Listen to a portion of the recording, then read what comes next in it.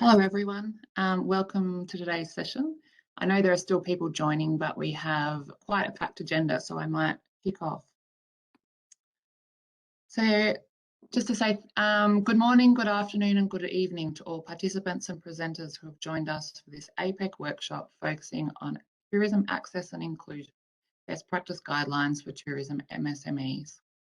We're delighted to have such excellent participation for today's session, exploring accessibility and beyond, exploring the opportunities of making tourism more inclusive. My name is Bonnie Rivendell. I'm a Program Director at RMIT University, and I will be introducing today's session. Firstly, I would like to begin with an acknowledgement of Australia's Indigenous people. Performing an acknowledgement is an important part of the path toward reconciliation within the Australian community.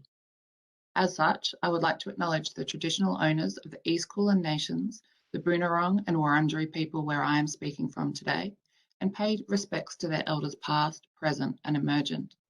I would also like to acknowledge the elders from all the lands and language groups across Australia and all other APEC economies. And now a few housekeeping matters. Your microphone is automatically muted. Please enter any questions or comments you have for the speakers into the chat box on the right side of the screen, and please select the chat with everyone function.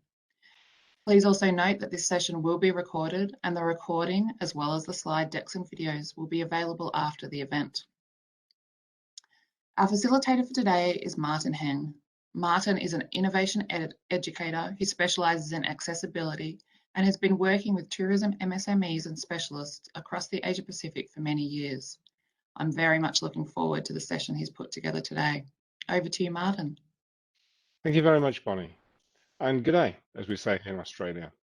My name is Martin Heng, and I've been working in the field of accessible tourism for almost 10 years, including 7 as Accessible Travel Manager for Lonely Planet. I also begin by acknowledging the traditional owners of the land from which I'm speaking, the Wurundjeri people of the Kulin Nation, and I pay my respect to their elders past, present and emerging, and to Aboriginal elders of other communities who may be here today.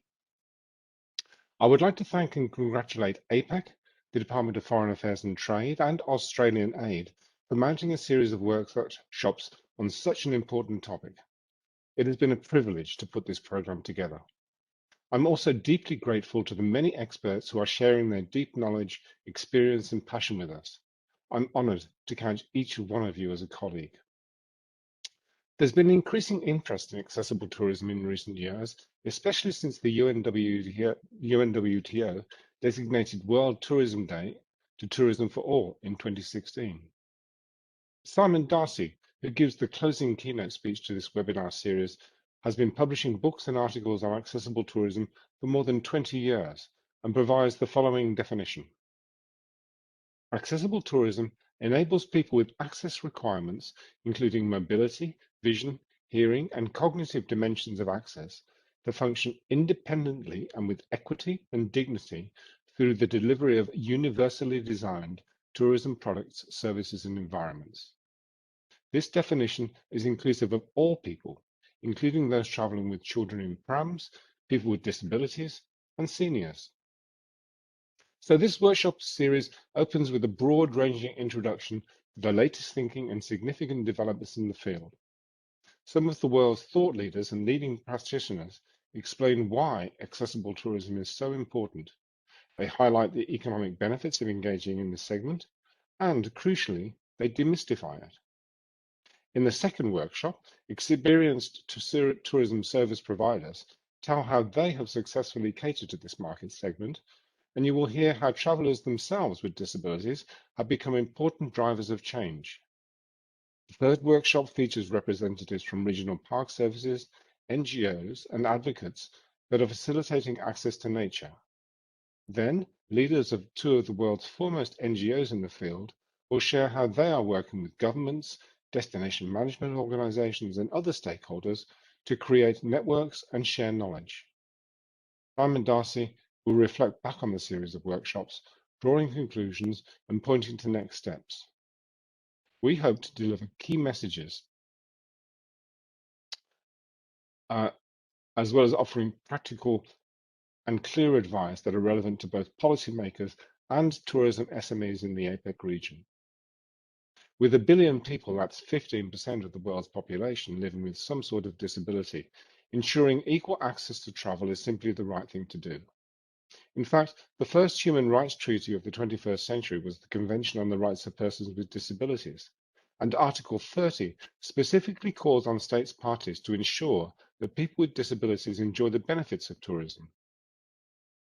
But making travel more accessible to those with access needs, including people with disability, is much more than merely a human rights issue. This was made clear by the then UN Secretary General Ban Ki-moon on World Tourism Day in 2016, with a clear message to everyone from the top to the bottom of the tourism value chain. Quote, everyone has the right to access leisure and tourism services on an equal basis. Yet 1 billion people around the world living with disability, along with young children, seniors, and persons with other access requirements, still face obstacles in accessing fundamentals of travel, such as clear and reliable information, efficient transportation and public services, and a physical environment that is easy to navigate. Even with modern technologies, those with visual, hearing, mobility, or cognitive impairments are being left behind in many tourism destinations.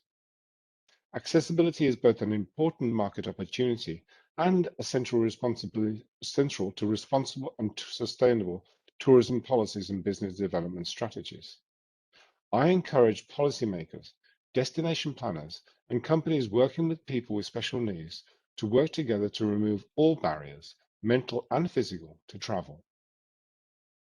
The then UNWTO Secretary General, Taleb Rifai, added, accessibility for all should be at the center of tourism policies and business strategies, not only as a human right, but also as a great market opportunity.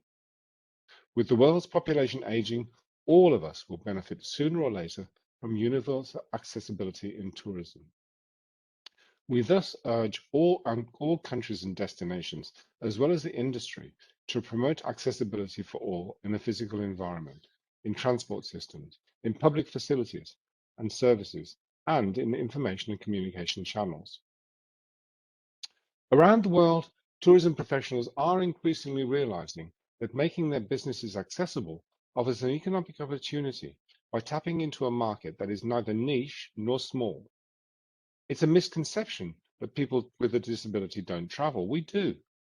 Our travel aspirations are very similar to the general population, and many of us have jobs and disposable income.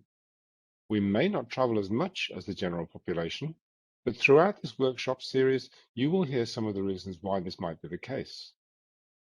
Nonetheless, a number of studies, in particular by Visit England, which is presented in the first panel session, have shown that the value of the so-called purple pound is already large and, importantly, that it's growing as a proportion of the overall tourism spend. The recent study for Tourism Australia, also presented in the first session, found that the accessible travel market is already larger than the much vaunted Chinese inbound market and that it's growing more quickly. What these studies have also underlined is the multiplier effect. People, especially those with a disability, don't travel alone. For example, I travel with my wife and 3 children. So, if a venue isn't accessible for me as a wheelchair user, it loses the revenue from not 1, but 5 people. But with an aging demographic in developing countries, it's fast becoming a social and economic imperative to provide accessible infrastructure. Rightly or wrongly, the market driver for this segment may not actually be people who identify as disabled, but the 40% of people who retire with an acquired disability, a figure that rises to 56% at age 70 and 70% at age 80. Currently, this is the retiring baby boomer population, which is possibly the first generation in human history that won't be passing on its wealth to its offspring, but instead feels it has earned the right to enjoy a retirement that is lasting longer and, in most cases, involves travel. Forward-thinking destination management organizations such as Visit England, Visit Flanders, the German National Tourist Board, and Catalonia have already invested significant resources into developing tourism experiences and information portals to enable people with access issues to plan their trips more easily. destination management organizations in the APEC region have a rich store of knowledge, experience, and practice to draw on as they shape their own inclusive tourism strategies. To ensure their businesses remain sustainable with the demographic changes occurring, particularly in developed economies, tourism service providers are also increasingly looking to offer accessible travel experiences to cater to this demographic. Again, tourism businesses in the APEC region have ample examples from around the world to assist them in pivoting their businesses to cater better for people with access needs. In much of the world, the commonly used term for this market segment is accessible travel, and that has been an area of academic endeavor for decades, and more recently, an area of policymaking. But by emphasizing access, and with most people equating disability with wheelchair users, the stress is immediately put on compliance. That's the costly business of installing ramps and accessible toilets, rather than the opportunity to differentiate and capitalize on a large and growing market. We will hear about the surprising diversity of this market segment from a number of our speakers today, who will seek to broaden the discussion out from only people with disabilities to those with access needs for all sorts of reasons throughout their lifetime. So when we talk about this travel segment, I, along with many others, prefer the term inclusive travel, to put the emphasis on making sure experiences are able to be enjoyed by the widest possible number of people, instead of making them accessible to a relatively small number of wheelchair users. Access is important, vital for wheelchair users such as myself, but true inclusion is what we should be striving for. Looking at it this way means there are countless small and inexpensive changes that businesses of all sizes could make that would benefit a wide range of travelers with access needs. But, as we will hear, it's not enough to have accessible facilities. People need to know about them, usually from companies' websites. Because here's the thing, the greater one's access needs, the greater the need for planning using detailed, accurate, and up-to-date information. Yet, ironically, relevant and reliable information regarding accessibility is hard to come by. It's usually either completely missing or hidden away under FAQs. And if people aren't reassured that their needs will be met, they simply won't come. So, without further ado, I would like to introduce our keynote speaker today, Chris Veitch, who has been working in the field for almost 20 years.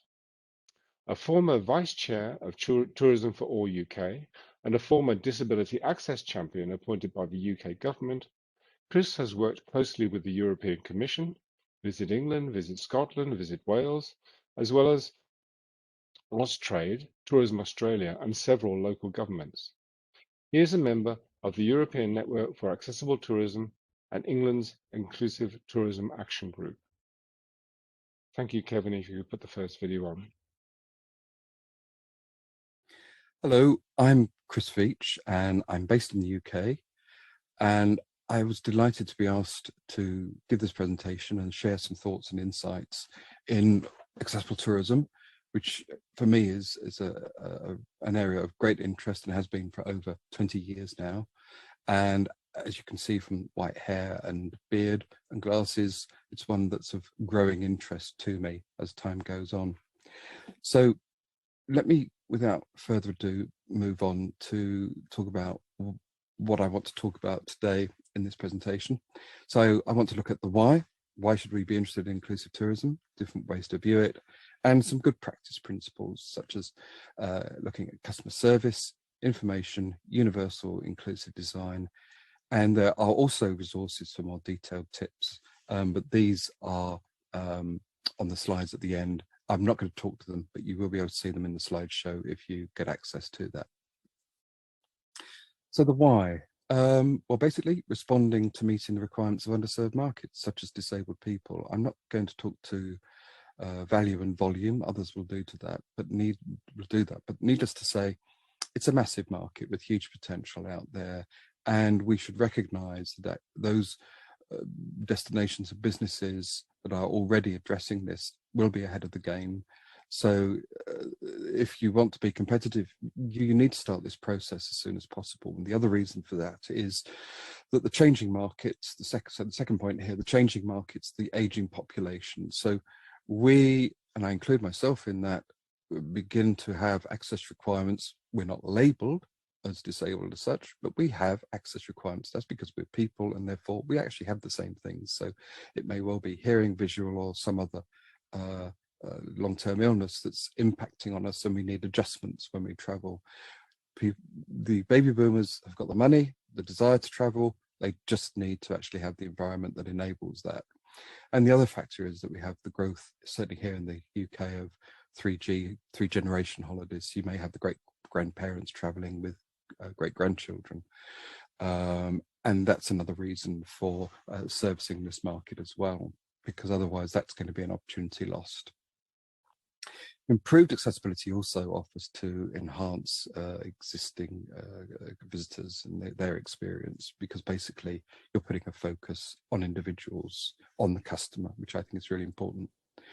And it contributes to sustainable and responsible tourism product development by improving the quality of life for host communities. So just think about the impact that this has in terms of someone who may have access requirements lives in a place where the attractions and the cafes and the places that they couldn't visit before have been transformed because there's been a focus on addressing this within the visitor economy, but they've reaped that benefit of being then able to go to places and enjoy where they live with family, with friends. Huge social impact there. And also that's a major political point, I think, which sometimes is underrepresented. But I think it's a really, really important one, especially these days when we look at the impact of tourism on communities. This is a good way of also contributing to that payback, as it were. And improved accessibility can help grow the sector into the future by making a destination that basically is attractive for everybody. So this is a point I would make continuously, and I don't mean to bore you, but accessibility is no longer for disabled people, but for all of us. And I can't really say any more, because that's the truth. We should not be thinking that this is not about us. It's all about them. No, this is about us, either now or sometime in the future. It will be. So we have, all of us have an interest in this. The other factor we need to think about is business gained or lost. And small and medium enterprises are, certainly in the UK, the backbone of tourism, and I think that they are in most other destinations as well. But we need to consider that they play a real role, not just in the leisure market. They can also play a role in business, meetings, incentive, conference, events, sporting, music. So bars, restaurants, cafes, attractions, all those things may make a place that's attractive to bring an event, to bring a conference, to have a meeting. And just think about the concept that you only need perhaps one person in a group of 10 that says, I need this. That group of 10 people don't necessarily go and have that meeting in that place. Or you might need 10 or 100 people or more just to say, we have access requirements, and you may lose thousands of people through conferences and events that are just taken elsewhere to competitors who have addressed this issue and do have the ability to serve those requirements, those people with those access requirements. Now, when we think about small businesses, and it is the focus, I want to focus on small businesses within this presentation. Let's look at the journey and think about what's going on here. So first of all, the barriers. So many businesses will go, it's expensive. Well, wrong. It's not necessarily expensive. So it's been shown that you can recoup the cost of adapting for specific access requirements, and it shows the cost doesn't necessarily only get recovered, but also can result in market growth for that business.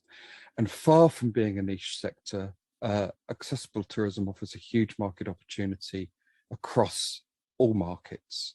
So unless, of course, you are a specialist business. But the one thing we need to be saying to businesses, in other words, you know, a specialist business, you want to attract people who have certain requirements, and you can cater for those, and that's the sole market. That's that's your chosen segment. But what we need to be saying to businesses, you do not need to be a specialist, but you do need to look at the range of requirements that customers coming through your door or going to your website have and you need to address, or you'll miss out, basically. And research also provides clear evidence that accessible tourism services are better services that increase the visibility and reputation of tourism destinations and give a competitive edge. And that's because we're focusing on the person, we're focusing on the customer, which is all part of what people are looking for today, those very unique, very individual experiences. So back in 2012, when the Olympics were being held in London, there was this report was commissioned, and it highlighted that main barriers for SMEs was misconception, again thinking this is all about wheelchair users and it's expensive, and it was recognised there needs to be a need to develop positive opportunity messages, explain the diversity of the customer base, and emphasize the benefits to a business, especially the financial one, which is a key one, but not for every business, and I'll come on to that in a bit. And we need to look at the relevant channels that businesses use to be able to communicate with them. So we shouldn't just be looking to a destination management organization to be promoting and talking about this. Where else might a business get support from? Could be a bank, could be chambers of commerce, could be a membership organization. The same messages need to be agreed and coming through all of those, so that whatever source a business goes to, they're hearing the same messages. And also accessibility, it needs to be, like sustainability, included within day-to-day business of SMEs. And that comes back to also is related to the accessibility focused events are less effective. If we were to hold an event that was, say, marketing on a shoestring, there would probably be people crowding out into the street to come into it. And they are popular. But within that, we need to have that message of inclusion and what you can do within marketing to actually address this wider market base and what you need to do. Because if we were to hold a workshop on accessibility only, then we would get people who are already probably doing lots and are interested and want to know more. And if some did come along, they would be small in number. So we need to integrate this business support into mainstream business support. Other barriers to business engagement. Some businesses will turn around and say, well, I'm doing very well. There's no obvious reasons to change. That may be a lifestyle business. They're full, they're busy, they've got their regulars. Well, okay, fine. So the imperative that's moving you, that's motivating you, needs to be, well, you need to adapt and change with your customer as they grow older. Because if they're regular and they're going to be coming back year after year, you need to change with them. So you need to understand their access requirements. Stereotyping, again, that lack of understanding the range of access requirements. Fear, this is a big part of it. Many surveys will show, yes, there's a fear, there's a lack of confidence on businesses. So we need to offer training that gives them that confidence to engage with customers and take away this fear of, well, what do I say? What do I do? Be comfortable.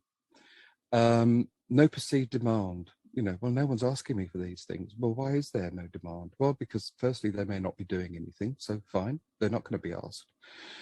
But I think the next point, and I think is a crucial one, because I think there are many businesses out there already who are delivering great customer service and making major adjustments for people with access requirements. And it could be through moving tables, reading menus, adjusting the food that's available for people with food intolerances.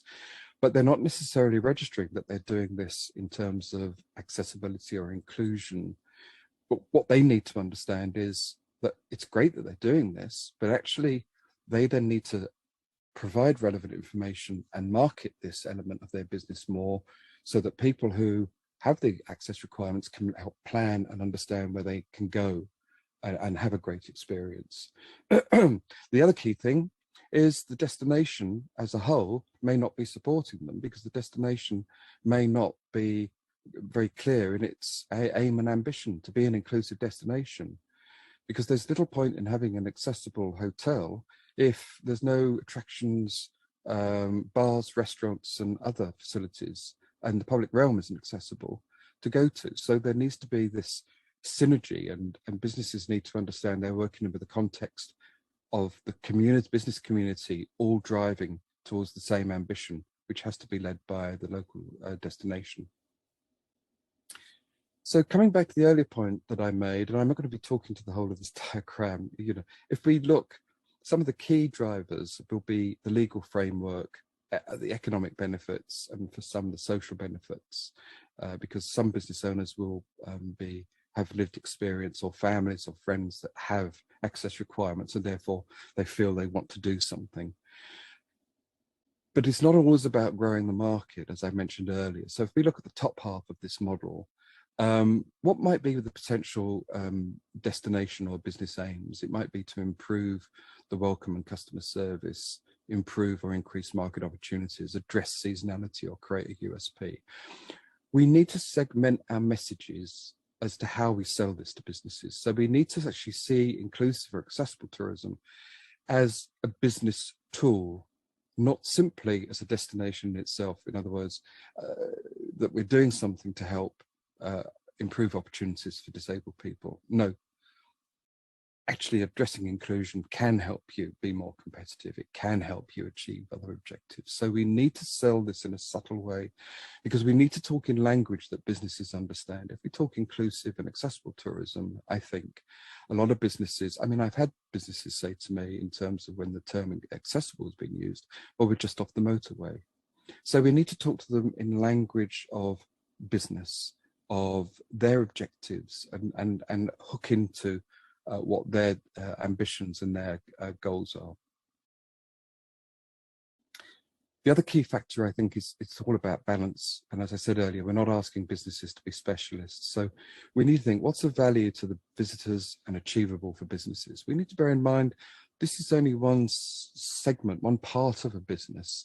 They'll be thinking about fire regulations, health and safety. They're now thinking about COVID. So we need to let them think and understand that they can take this journey as they want to. So they may want to take some small steps to gain that confidence, gain that understanding. And my experience is that those businesses that do that want to then go on and progress and do much more. Some may want to go the whole hog and do the whole thing in one go. But we need to make this feel that it's not overwhelming, that it's a huge amount to do and they need to do this. We need to make them think that this is achievable, and it's also achievable over a period of time, but they need to be able to see those benefits to actually spur them on.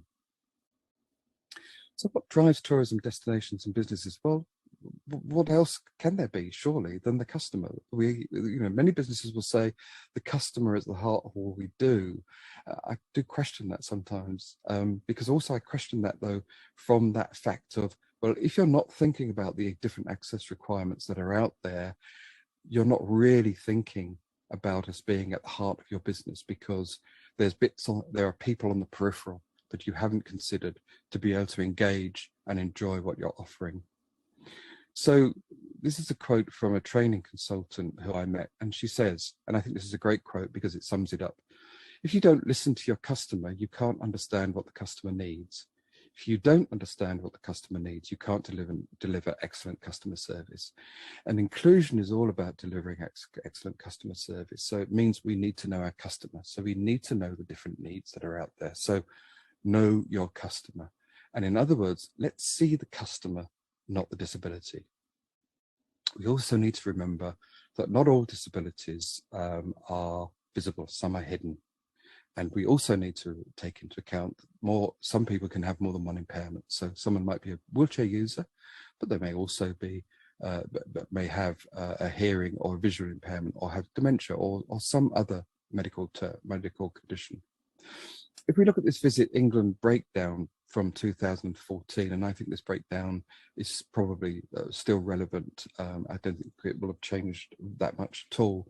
We can see here wheelchair user mobility impairment is 6%, whereas if we look at long-term illness, 50%. So we can immediately say to businesses, look, yes, look and think about the wheelchair users. It's really important that we do, because there's huge benefits. for that, not only in terms of the wheelchair users themselves being able to access the business, but parents with buggies, business people, travellers with suitcases. We make a huge difference. But think about long-term illness. You might have a fridge that you can store medicines in. You might have a place where someone can inject themselves if they're diabetic. You may look at dietary requirements. So there are low-cost things that you can do that you can help towards people. But what I wanted to do here is try and show a breakdown, and that there is a whole range of different access requirements out there that people may have, and they can have more than one. So let's put our visitor shoes on and let's have a look at the journey that they go through. Now, tourism, often when we are talking about tourism, we talk about it in terms of its economic impact. You know, what's its volume, what's its value? And we forget sometimes, I think, what we're actually doing. And it's quite a good thing, I think, to come back to that starting point. What are we doing? We're creating emotional experiences for people, and we're creating emotional experiences at those touch points. And those touch points are through the tourism chain. So it's when we're going through, we're going to be forming a view of the destination and those businesses. And it begins at home through the internet, through the information that we have. So we need to actually ensure that the tourism and the value chain is joined up in its thinking and it's seamless for people. So yes, we need to address SMEs, but we also need to ensure that transport providers and the public realm are also taken on board and a part of this journey that we want the SMEs to go on. And what do businesses need to think about? Well, they need to think about their information and their marketing. You know, is there relevant information for people that can help them make an informed decision? Are there relevant photos that show other people so they can see themselves represented in these photographs that can help them go? Booking, do you allow people to communicate easily with you, to show that they can have that conversation and ask questions and that you can answer? And travel to destination, again, we've covered that in terms of the value chain.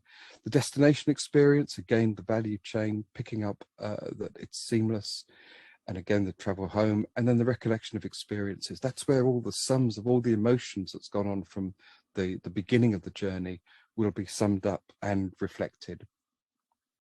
So if we think about accessible tourism, Visit England basically relate to 3 pillars of tourism, and this is what they promote to their businesses when they're talking around accessibility: information, customer service, and facilities.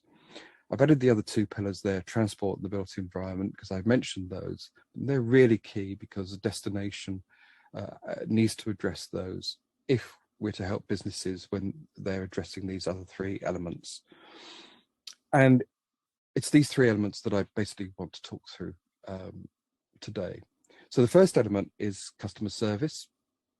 So this is an example from Sandcastle Water Park. This is an award-winning business in Blackpool in the UK that's done an awful lot to evolve and develop its inclusion. And basically you can see here, this is actually, it's about changing the culture. So Access for All is part of everything that they do. And they have a program. So it's part of their business planning, it's part of their culture, it's part of their recruitment and selection. So the people that you're recruiting, are they going to be suitable in terms of customer service? Are they going to be helpful to everybody? Are they going to be a real team player? And induction and training. So are you giving relevant training to staff and ensuring that they feel confident to deal with the whole range of different people? I work with some people, and there's one chap in the team had worked in a hotel, and he said that when a wheelchair user came in, his 4 colleagues would dive behind and he would be left to serve them. So that's wrong. People need that confidence to be able to serve everybody. Is there an accessibility champion in the organization? And I'll address that in a slide in a bit. And then thinking about social and corporate responsibility, working with the community, which is a growing factor in businesses, and the developing of the team and to allow people to fulfill their potential.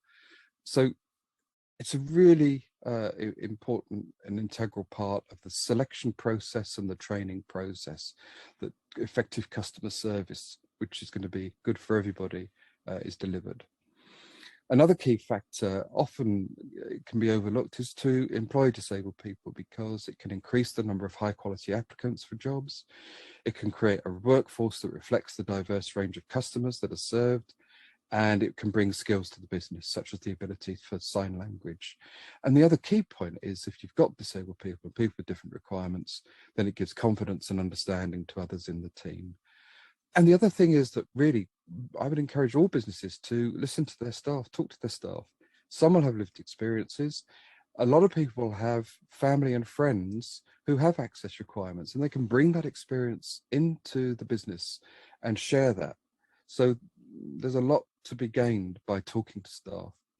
Training is really important, and these examples are 2 courses that are out there.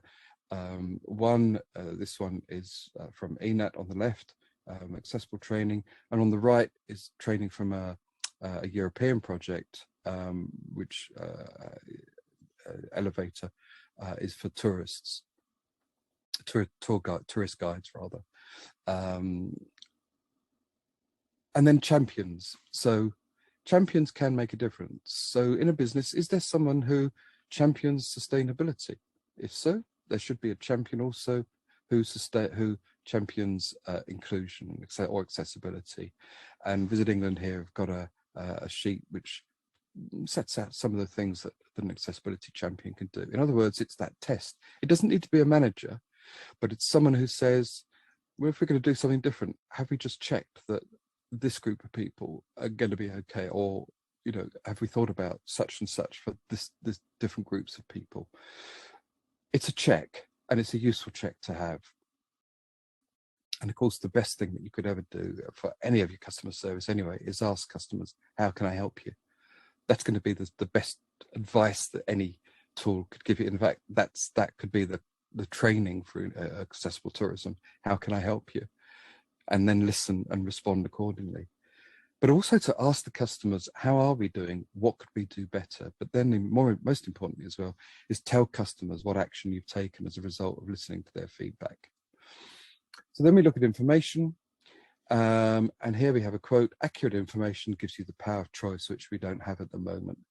Now, this is nothing different. This is from disabled people responding, but this is no different. All of us want accurate information. There's nothing worse than you turn up, you're told you've got a sea view, and the sea is about 5 miles away, and you can perhaps just about see it through the roofs. No, that doesn't work. So accurate information is really important. Key criteria for those with access requirements, and again, no different for all of us actually. Easy to find. So can I find it easily on a website if I'm looking, or wherever I am? Is it in a different, are there very different formats available for me? So there might be Braille, large print, audio. Is it reliable? In other words, is it accurate, and is it up to date? Very important that those factors are taken into account. There are also out there as an option for businesses different standards, labels and information schemes. And I've shown here from different countries: Flanders, France, Italy, UK, England, and in Australia there's the Australian Tourism Data Warehouse. Now, a number of these, they may be free as labels to be seen, but a number of these will often be charged for, because someone actually comes and looks and audits and runs a checklist to be able to produce a standard that says that someone can then book with confidence, because here are the measurements of doorways, etc., etc. Some businesses may see that as an overhead that they can't afford or don't necessarily want to invest in. So an alternative in the UK, which is promoted, are accessibility guides. And this is something that the business completes themselves. And here we have an online template that's used, but it's not a statement. It doesn't say the business is or is not accessible. It's a description that takes the customer on a journey around the business And you can see I've just put up 2 images there. So there's a photograph and there's some top line information. So it helps communicate business facilities and services to disabled people and others with specific accessibility information. And it helps to make an informed decision for them or friends or family who may be booking for them. And the other key thing is when we do focus groups, key thing that we get feedback on is from disabled people. They say, we like floor plans because that helps us, especially for wheelchair users, understanding space and scale to maneuver. But another key one is photos, because photos will tell the picture that perhaps 1,000 words can't, or a video tour as well. That's another common one as well now. Another form of presenting information is through story or easy read. In other words, this is especially useful for guests with tourism, so maybe children or adults, whereby you use minimal text, you use images, and you use photos. And what's the other benefit of this? Well, it can also be very useful for people whose first language may not be your own. So it can be actually quite a useful guide for those international visitors as well. The other thing to think about for businesses is to bring in disabled people or others with access requirements who are bloggers or writers to share their experiences via social media and communication channels. We need to not underestimate this as a way of reaching people. So yes, traditional marketing can be one way of reaching people, but this is another major way, and a really key way of getting this is to invite people into the business and experience it and then get them to write about it. Language is another area that we also need to consider. Language is important, but we shouldn't get, what can I say? We shouldn't get tied in too much, because we need to ensure that our language is not offensive, but we also need to be aware of cultural differences and respect those. So for example, I've perhaps been offending people, and I know in the past people have said to me, you talk about disabled people, but we talk about people with disabilities, because we put the person first. Well, here in the UK, we don't, because we talk about people being disabled by the environment and attitude, the social model. And in America, they'll perhaps talk about handicapped people or handicapped rooms. That can also impact on the search and the way they look for places that can accommodate or serve them. So yes, language is important. And we need to support businesses in this, but we also need to support that there are differences around the world as well in language. So universal inclusive design. So what is it? So this is the Centre for Universal Design Australia. It's about creating an inclusive society. It's not a type of product. It's a design thinking process that means it can be applied to anything and everything that's designed in our world. Design is really important.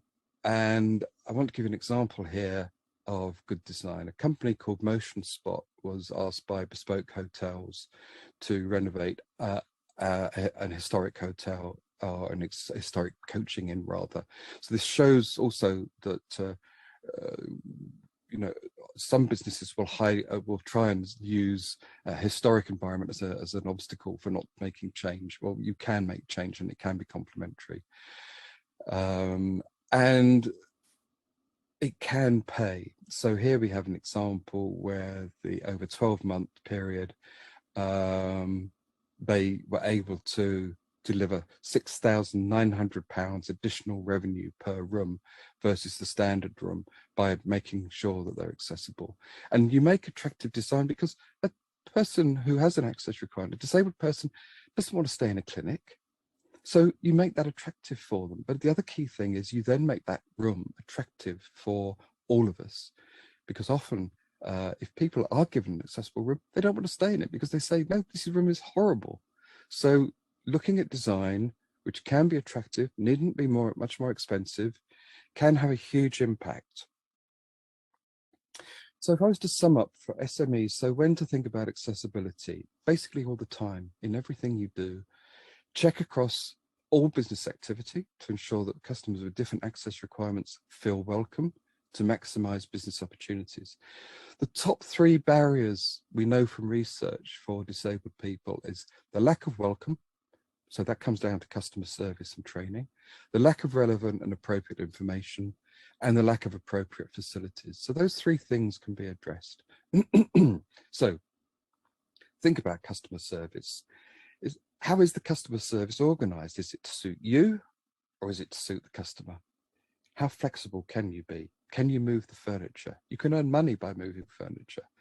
There was a case study here whereby bread and breakfast earned an extra £1,000 a year because they were just prepared to move the furniture in a room. So it's important that there's flexibility of, well, it is that question, how can I help you?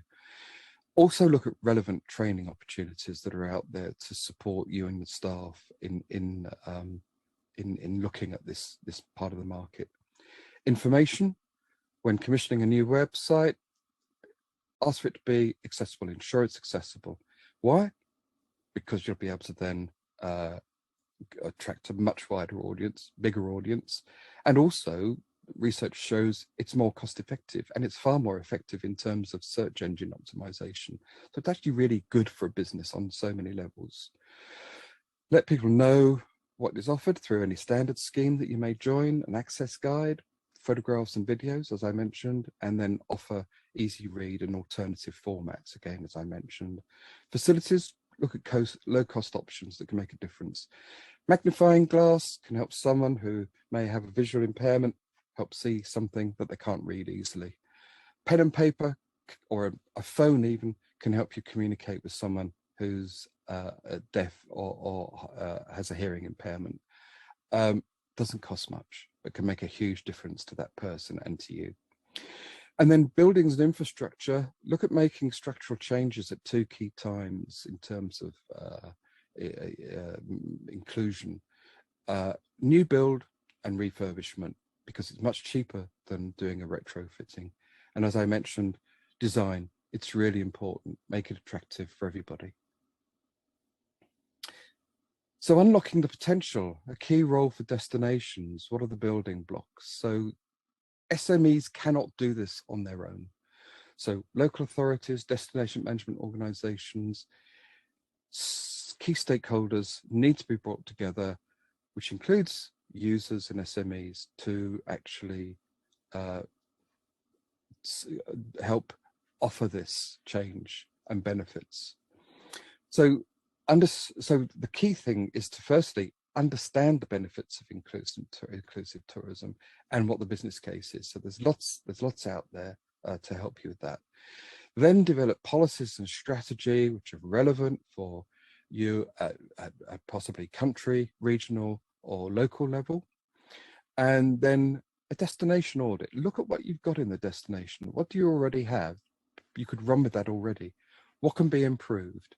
And two key areas I think that you can begin to look at are information and ensuring that there's training in place so that the customer service is there.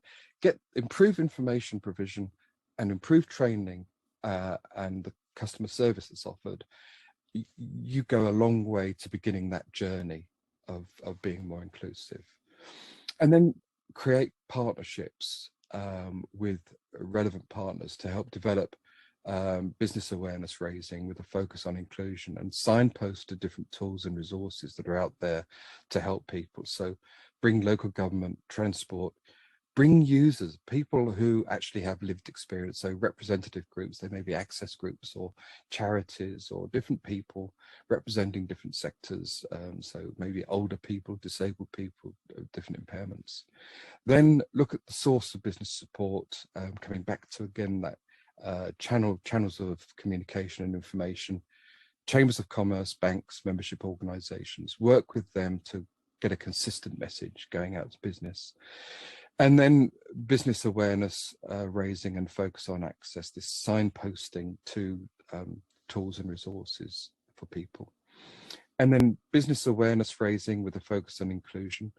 And then promotion and marketing, really key. On the right there, I've shown a marketing campaign that was a few years back that Visit England ran, but they were able to work with businesses and confidently do a national promotion around the work that they've done, and this resulted in a strong marketing campaign which benefited the businesses and the destinations enormously. And the other important thing is to measure and monitor. So any actions you put in place, measure those, look at those, understand those, measure the effectiveness, and make changes as you go along and respond. So this is something that's lived. It's alive.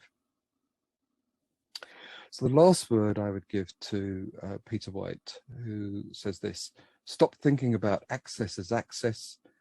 Think about how you can maximize your sales by encouraging the widest range of people to visit, and you'll get everybody on board. And I think that sums it up very nicely as well.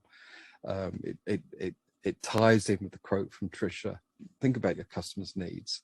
This is about, thinking about those needs, and you'll be able to get everybody on board. As I said at the beginning, for me, this is a really exciting area of business development, because basically what we're offering is an enhanced experience for all our visitors, potentially. It's enhancing business opportunities for our SMEs and other businesses to look at whatever their goals and ambitions are, to help them achieve those. And destinations can win in terms of the economic and the social benefits they have from satisfied visitors, successful businesses, and the impact it can have on local communities. So as I mentioned, there are resources that are at the end of this PowerPoint, but you can get those if you access the PowerPoint itself. So that's all I've got to say. I hope it's been of interest. I'm sorry I've rattled through. It is a bit like death by PowerPoint, I guess. I've had a lot of slides and a lot of information packed in there, but I hope that I've tried to give you the essence of trying to see this area of tourism in a different way, that it's multidimensional, that it's much bigger, much wider, and has huge potential to offer amazing benefits for many different groups of people. So thank you very much for your time. Much appreciate it. Thank you. Thanks, Chris, for such an insightful, informative, and engaging introduction to the topic and workshop series. And I guess the clear message is that it's really not as hard as you might think to access this large and growing market. In terms of the size of the market, that's exactly what our first panel session will look at in more detail. That is the size and diversity of the market. First, we'll hear another recording from Ross Calladine, the head of business support at VisitEngland, whose tourism surveys have helped to identify the value of the so-called purple pound and the characteristics of the accessible tourism market. VisitEngland have also developed resources to help tourism businesses and destinations tap into the high-value, growing accessible tourism market. In particular, they have an innovative accessibility guides website and guidance booklets, which you'll hear about more from Ross himself. Thank you very much. I'm really pleased to be speaking at this event on accessible inclusive tourism for APEC economies. Thanks, Martin, for having me in this panel looking at the value of inclusive travel. I'm Ross Calladine. I'm the head of business support at Visit Britain, Visit England. We are the national tourism agency, and we are an arm's length body sponsored by a government department. Our mission is all about making tourism one of the most successful and productive sectors for the UK economy. We have two sides to our organisation: Visit Britain, which is responsible for marketing the nations and regions of Britain overseas, and that's about driving growth in not only leisure travel but international business tourism. And the other part of our organisation is Visit England. We're responsible for building world-class tourism products, supporting those products through distribution and also domestic marketing and business support. Our work on accessible tourism is governed by an ambition from our government.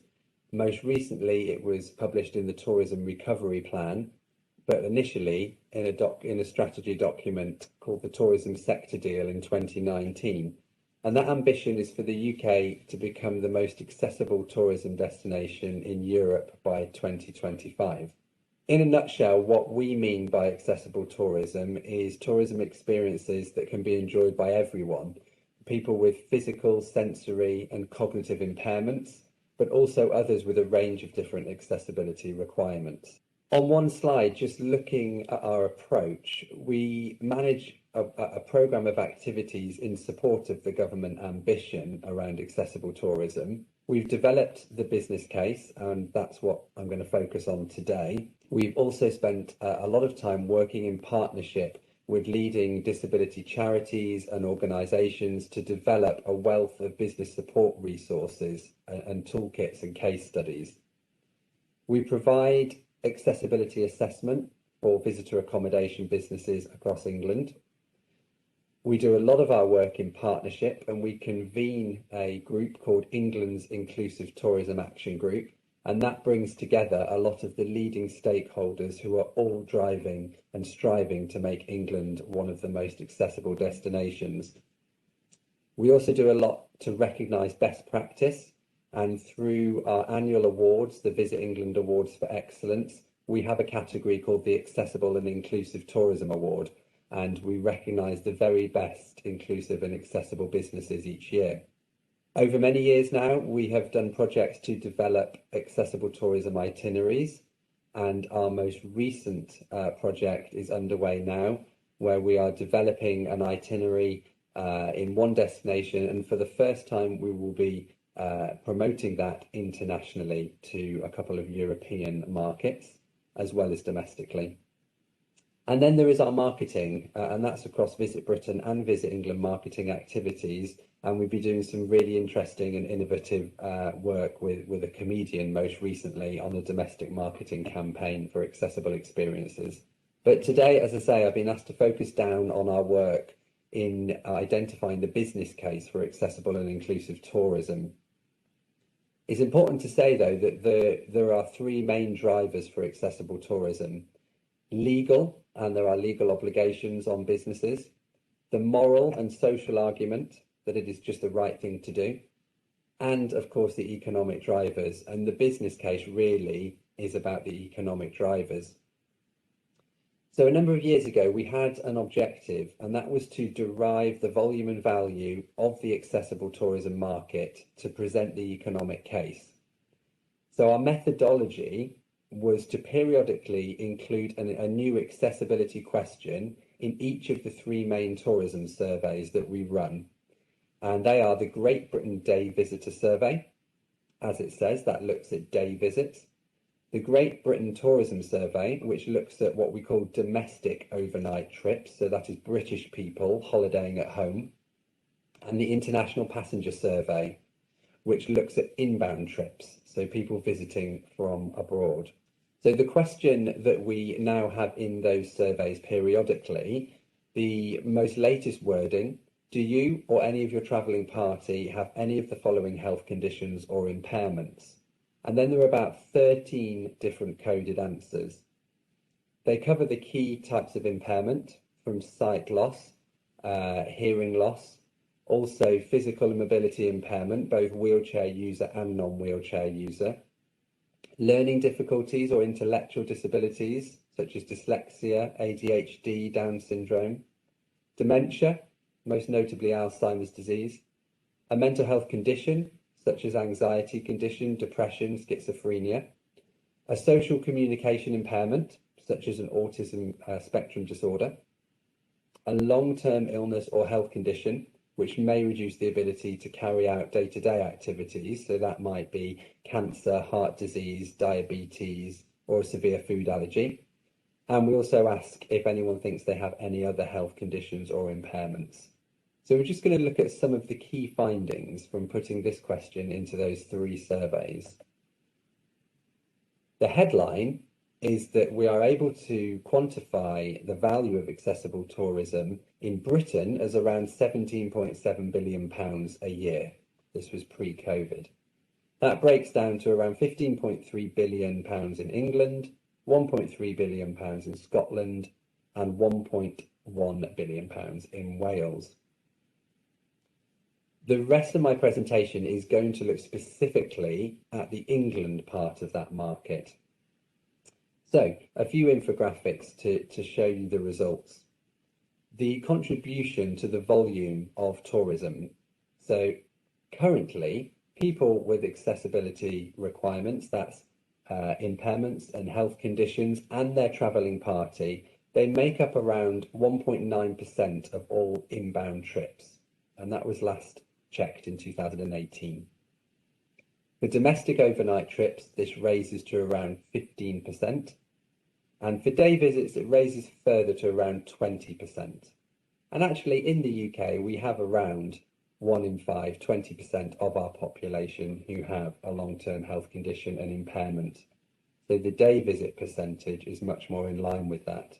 Then looking at that spend figure, which I spoke about on the previous slide, the breakdown for England of the 15.3 billion figure, day visitor spending is very much the largest part of tourism in the country. So that accounts for £11.6 billion of spending by people with health conditions and impairments and their travelling group. £3.2 billion is spent by domestic overnight visitors, which includes someone with a health condition and impairment. And inbound, this is about £500 million. So the contribution to spend, the spend from trips taken by those with an impairment and their travelling companions made up around 2.2% of all inbound trip spending in 2018, 16% of domestic overnight trip spending, and 20% of all day visit spending. We were also able to look at a number of different areas, not just volume and value. So we looked at the average spend, and this was really interesting. The average spend per inbound visit was around £660 for all trips, and this compared to £740 for trips taken by those with an impairment and their travelling companion.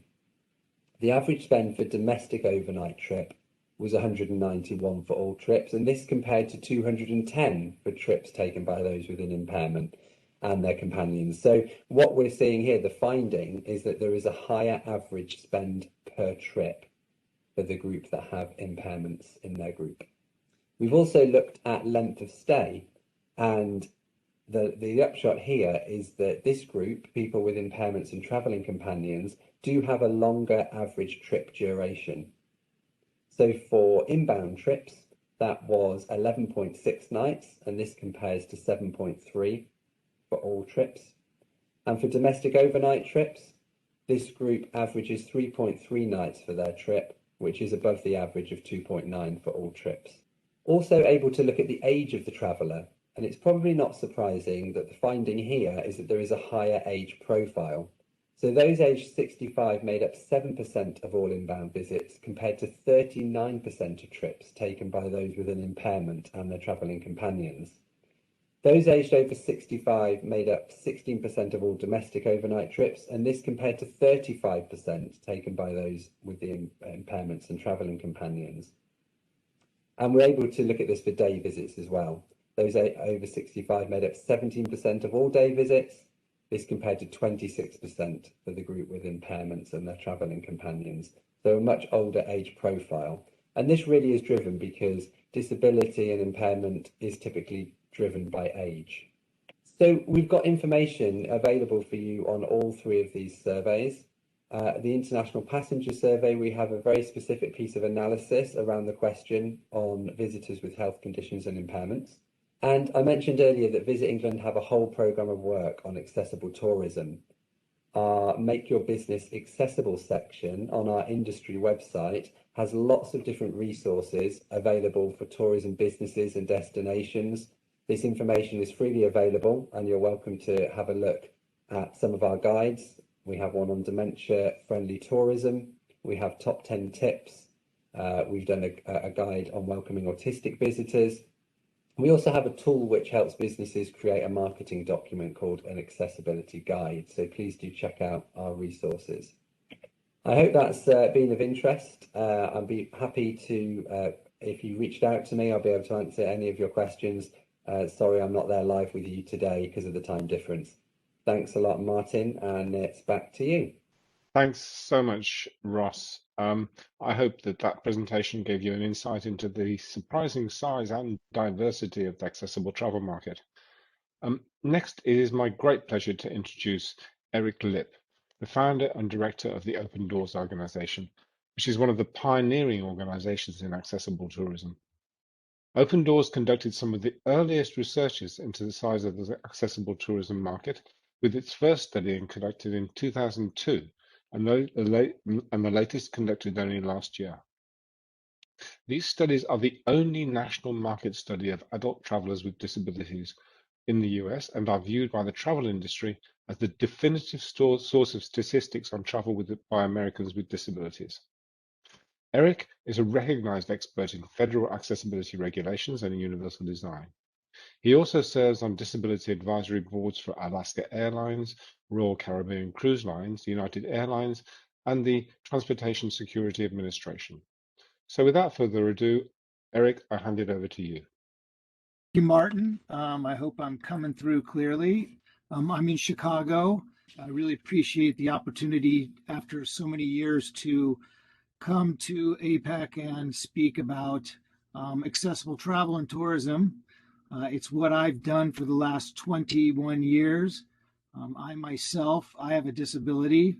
I am a T4 incomplete. That means in my thoracic, mid-chest level. From the mid-chest level down, I am an incomplete paraplegic.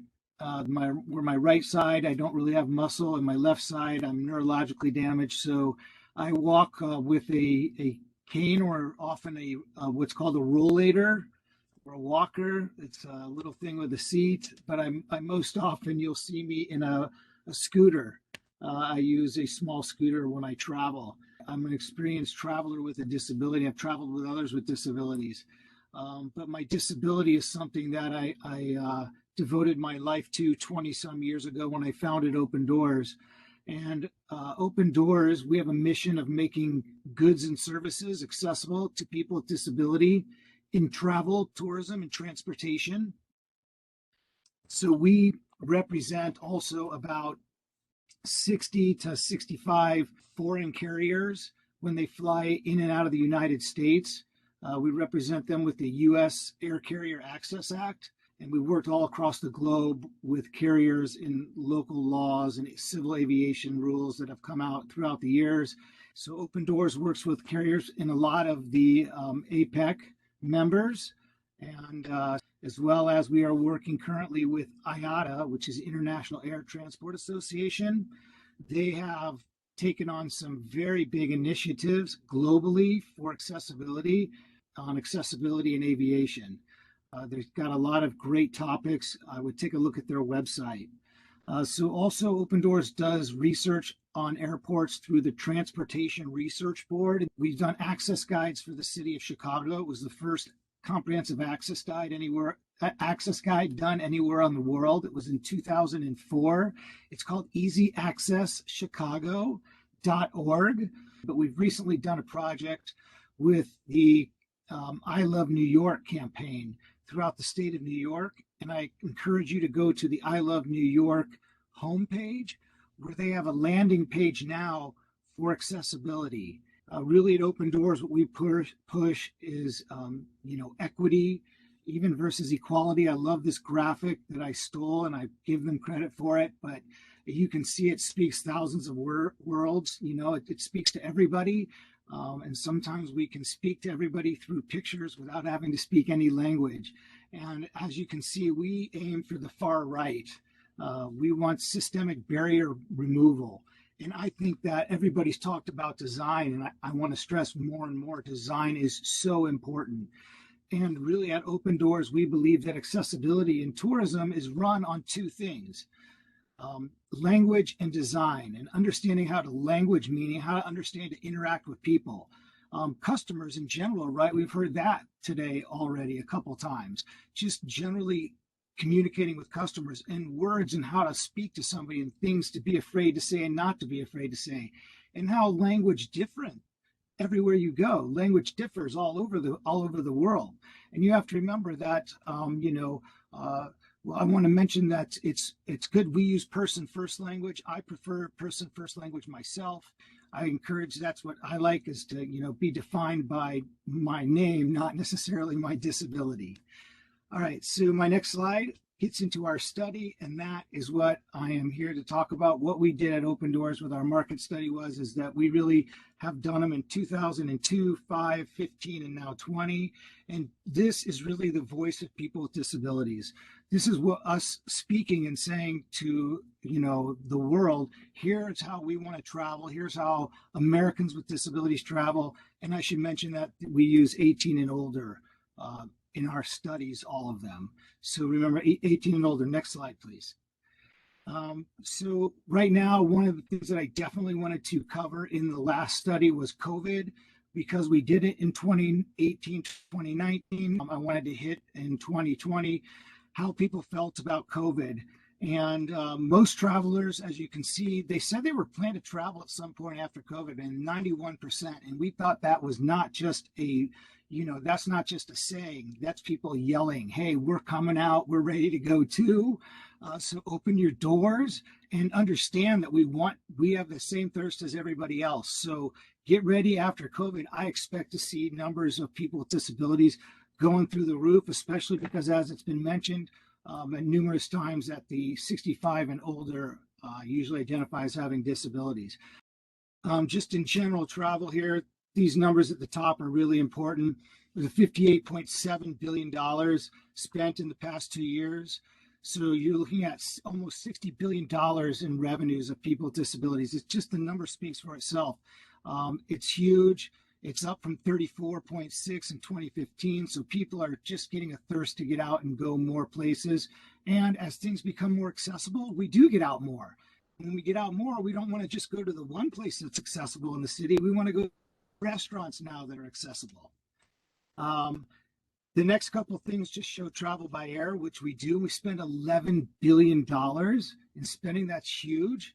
Next slide, please. And with hotels, we spend about $100 a night on average, which is a fantastic number to go with. And 23 million travelers took 68.7 million hotel-based trips. So 59% of adults have taken a trip, and that stayed in an accommodation. And then in cruising, it's great. If you look down at the next one, 13% of adults with disabilities have taken a cruise. That actually is greater than the general population. And not only that, we have a tendency to repeat on cruises, because cruises is a more contained environment. And I think people with disabilities know what they're getting into when they take a cruise. Next slide, please. This slide, which is important to show you that the internet is huge. If your website's not accessible, it's almost like saying, don't come here.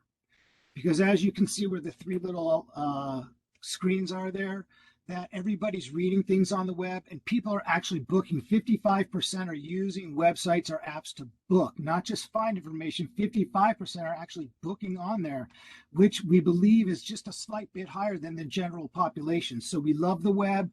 Websites are becoming more accessible. So make sure your website is accessible. And we use the internet, as you can see, it just keeps going up.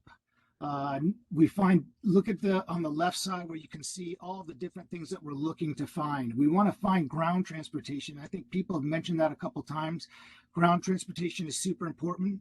It's tough to go on vacation, get somewhere, and not be able to get around. So having information about destinations that are accessible and having them at a landing page for people with disabilities to go to find information. This shows you that in the past 5 years, people with disabilities in the United States do travel outside of the United States. In fact, sometimes, we actually take about 3 in 2020. So people aren't afraid to go out of the United States. And here's where we're going. There was no surprise that Canada and Mexico were first and second, because we can drive there. And that makes it the easiest for somebody in the United States to travel, is driving, because flying, as you know, as we mentioned earlier, can be difficult at times. That's all I got for you. I just want to end by saying thanks for having me. Really try and focus on not your fear of doing it wrong, but on doing it right. Reach out to your local communities. There's people with disabilities all around that are willing to talk to you. And if you go out and you ask, you'll find people are willing to talk, and you'll find some great advice. With that, Martin, I think back to you. Thank you so much, Eric. And while the sheer size and the spending power of travelers with disabilities and the relative growth in the market, they're shown across your longitudinal studies, is actually quite amazing. Yeah, your most recent study also gives some key insights into the future travel plans of people with disability as tourism recovers from COVID-19, which is really interesting. It's also, your studies also highlight, of course, the growing importance of the internet, as you said, by people with disability to satisfy the need for access information. So if access information isn't on your website, and if your website is not accessible to people with disabilities, frankly, you are undoubtedly already losing business. Our next presenter is the CEO of mytravelresearch.com, who is Carolyn Childs, who in 2017 collaborated with Tourism Research Australia, the Government of Victoria, and Tourism and Events Queensland to study the size of the accessible tourism market here in Australia. Quite simply, she regards this sector as one of the most exciting business opportunities of the 21st century. Carolyn is the immediate past president of the Travel and Tourism Research Association, Asia Pacific chapter. She sits on the advisory panel of the World Tourism Association for Culture and Heritage, and is a board member and regional tourism ambassador for Australian Regional Tourism. She's the winner of the 2020 Sue Beaton Award for advancing the role of tourism research in the APEC region.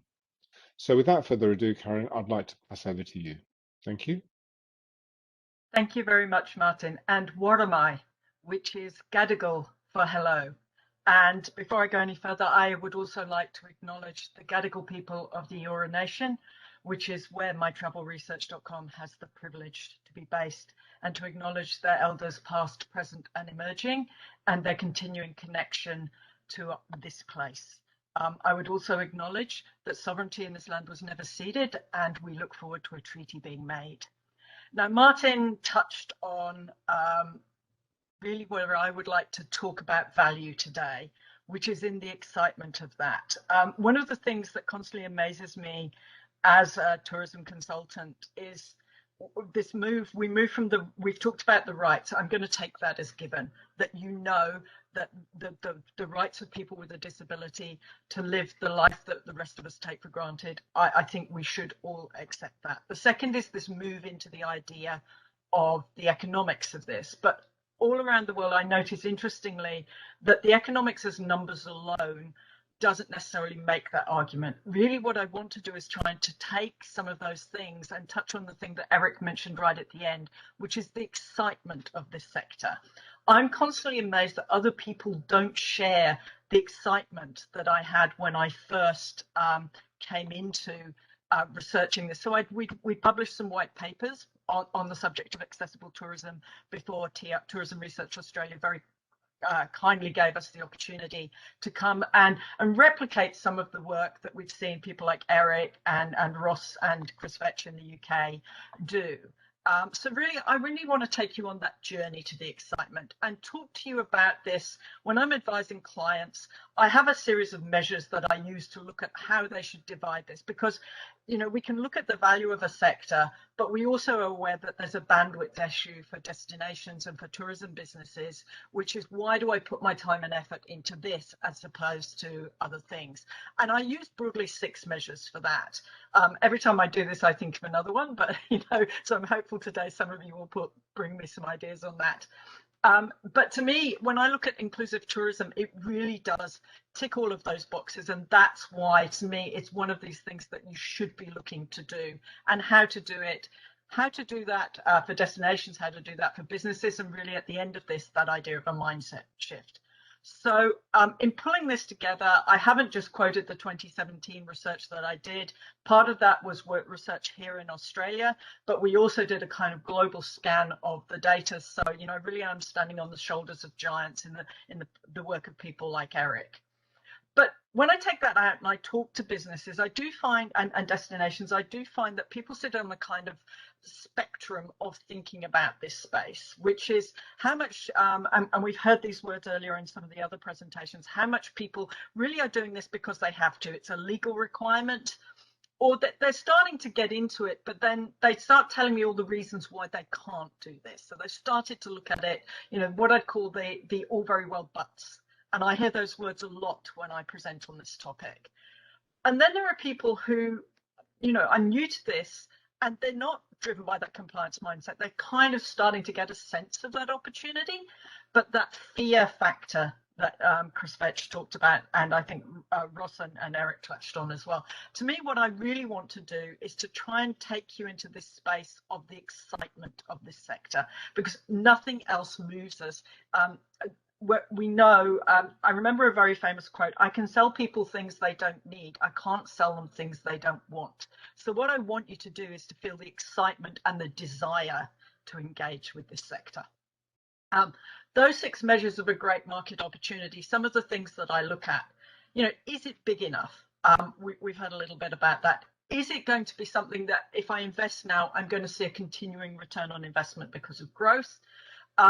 Lifetime value of a customer.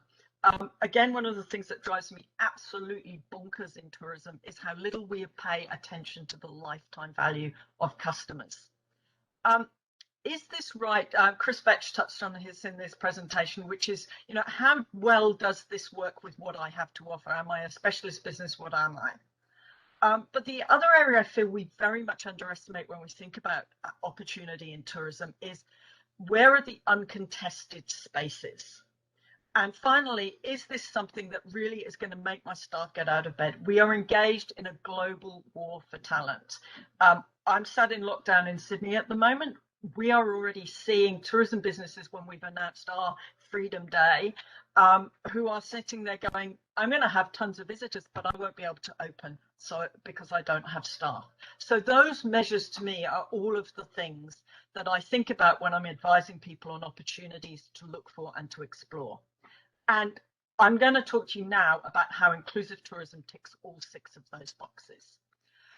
We've heard from both Ross and from Eric. I've updated the numbers overnight to put Ross's new numbers in. Eric, apologies, I haven't, I think, got all of yours in there. But globally, when we look around the world, what we see is the enormous and under-recognized value of this sector. You heard Martin mention from our research, firstly, domestically, Tourism Research Australia and I worked together, and then Travelability took that to bring the inbound market in. When we looked at this in 2017, this market was as big or bigger than the inbound Chinese market. So if you put that into the context of your own destinations and businesses, you can see how important that is. What we consistently see is that this is an incredibly valuable market. We also see that it's a growing market. So back in 2012, some work that ENAT, who Chris Veitch mentioned, they said the number of Europeans in this market with a disability and the capacity to travel, because we need both of those measures, is expected to be 160 million people 4 years from now. And that has grown by 25%, or 40 million people in just over a decade. So we are talking about a market that is growing at an incredibly rapid rate. If we look at developed economies, which are many of the biggest sources of inbound international markets, the estimate is by 2050, we all have aging populations. 35% of those populations will be in this older age category that we've heard is a major source of travellers who need inclusive or accessible tourism experiences. And it's not just markets like the UK or Australia or the US. China has one of the fastest aging populations in the world. So we are going to see this as we move through this cycle. We see aging populations coming through. And we do see that Asia Pacific economies are moving in the same direction. So this is a projection of the number of people who are in the older age categories with disabilities in some economies within the Asia Pacific region. Now, if you look at those triangles and squares, I think you can see that they are all bigger than where we are now. So we're all going to be looking at all of our markets will be growing in this sector. The value of this now, Ross talked about the updated numbers. I hope that you clearly heard this message, that by all of the measures when we look at the value of a tourist, accessible tourists stay longer, spend more, and typically travel in larger groups. And we also heard that if you fail to serve them, you are missing not just their market, but the reach through of their market. By some estimates, the accessible tourism market could actually be 44% larger than it is according to ENAD. So if we did more, this market would grow. This is kind of like yeast in bread. It really will drive things. We also heard that this market, to me, that lifetime value, particularly at the moment when there's not a great deal of provision, or there could be so much more provision for this market, if people with needs for accessible or inclusive tourism are served well, they come back. So this is some work that was done by ENAT. What we can see is consistently across all of these different groups, more than 4 out of 5 people are saying, I am going to come back. So you get this customer once, you've got them for a long, long time. They are going to be sticky as customers. So the dollar that you get is going to keep giving over that lifetime value of a customer. One of the things I hear a lot is, oh, you know, I'm not sure my experience is right for this. So one of the things we did with the research that we did in Australia was we segmented the market among accessible travelers in terms of what they wanted to get out of a holiday, not by their need. We also did segment by that. But what we looked at is what they want and what they do. So the first thing to say is actually a lot of what people with a disability do are actually the same things that people without a disability do. The top 5 activities by domestic tourists were the same whether you have a disability or not. So you're not losing anything, you're expanding your market by doing it. But also, whatever your business or destination is about, you are going to find people with a disability who are seeking, who have the motivation to engage with the experiences you offer. And I'm just going to pull out one of these groups, the Pushing the Boundaries group. So this is a group of people whose idea of a fun holiday is to be jumping out of a plane, leaping down a ski run, many of the types of things that Eric talked about in his presentation. But similarly, if you're a wellness destination, you've got those people who want to replenish and put something back. And we saw that was particularly strong for people with a disability and their carers. So that's really a great segment to get through. So whatever you feel your destination or business is around, there are customers with the motivations and the emotional desire to engage with you in this group. And we're going to be hearing from Making Tracks. So this is actually a video. I've put the link in, and I'm going to let Making Tracks talk about that a little bit later on. But this is a person who is normally somebody who is a wheelchair user, and this is them actually out there paragliding. I personally am far too terrified to paraglide myself, but this is our Pushing the Boundaries businesses in action. And what we see is when these opportunities are offered to people with a disability, just as Eric said, you will see that that's coming through.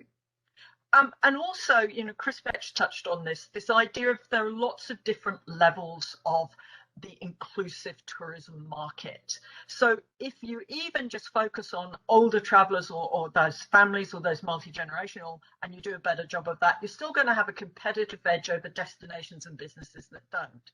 But to me, if you get into the depth of this, people who face severe challenges or low to moderate challenges, this is where you really will see those super fast real opportunities to stand out, to differentiate and to grow. So there's lots of ways to find a market that fits for you.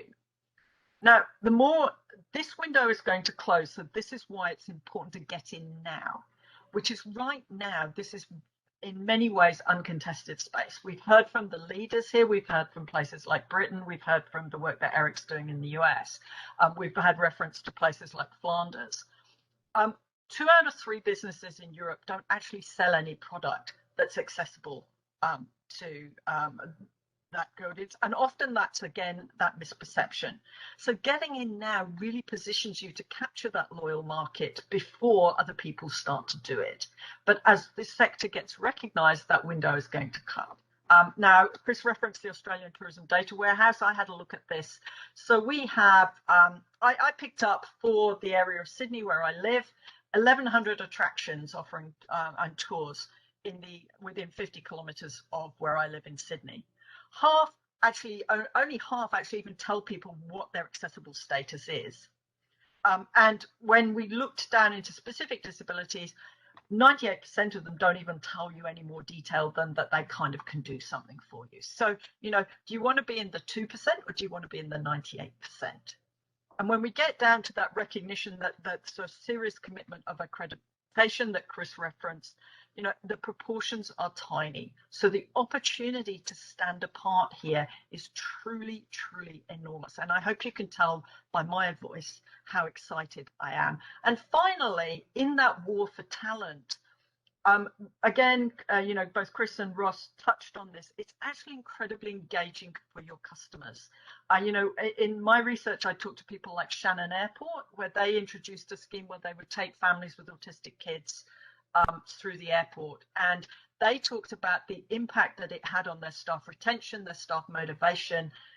So this is something that can help you build an engaged workforce and win in the war for talent. Okay, so hopefully you're now in, and where do you start? Now, one of the things is, I think across the spectrum, there are all things that we can do, and we should all do whatever we can to start engaging.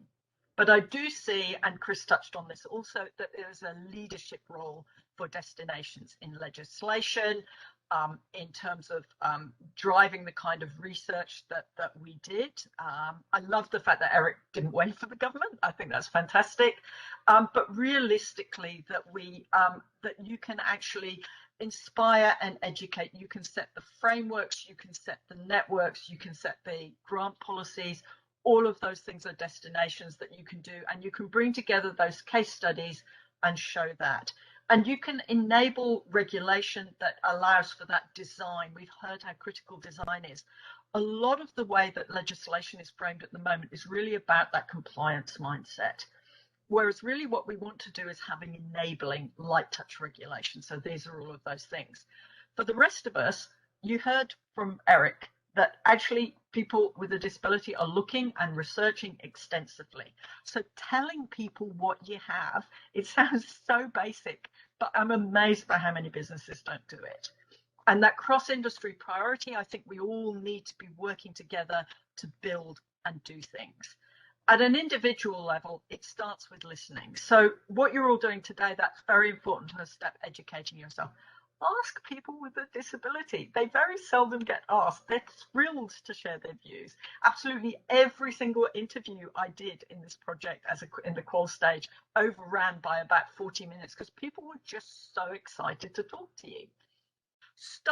Now I'm going to change my wording on this, so I'm listening to what Chris said already, that access guidelines. Provide an access guide on your website and other collateral. Tell people what you don't have. That really informs them of what you can and can't do, and really make it very detailed and specific.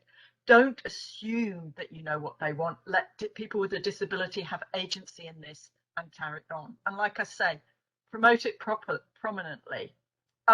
What we found in our research was that sites like Groupon were quite heavily used by people with a disability because it really gave them access to some great deals. And then, as we heard, long term, how do you do this is that vital role for design, that when you're upgrading your product or your website, that you design it right from the beginning. And I think that's really vital. But really what I want you to do is to let go of the fear. Fear freezes our brains. It gets in the way of us taking that multi-billion-dollar growing opportunity. Try things, co-create, ask people, admit that we don't know. One of the things I heard a lot was people with a disability saying, look, we get it that things will go wrong. Just own up and own it. Look for opportunities to specialize. And I believe if we do these things, we will see decisive, successful change to that win-win-win that Chris talked about. So thank you for letting me share my passion for this sector with you today. I hope we've left enough time for questions, Martin. Here are my details if anyone does have any questions. And all of this will be available in when we share the findings later. So I'm going to hand back to you now, Martin. Thank you so much, Karen. It's clear to me why you're excited. I've always been excited about this business opportunity, but it's clear to me why. And I hope your presentation makes it abundantly clear to everybody else. And I'm so glad you focused on the excitement because that's what it's all about. Travel and tourism are all about experience. And we can talk about the market size, but actually, it goes back to the individual customer and traveler experience. And there is a vast and underserved market waiting out there to be tapped. And it's good also you made the connection between aging demographic and increasing access needs, and shows how business can be future proofing themselves by ensuring their sustainability into the future by tapping into this market. So thank you very much. And moving along, we have a new presentation and final session today, which unveils 3 documents that lie at the heart of the workshop series.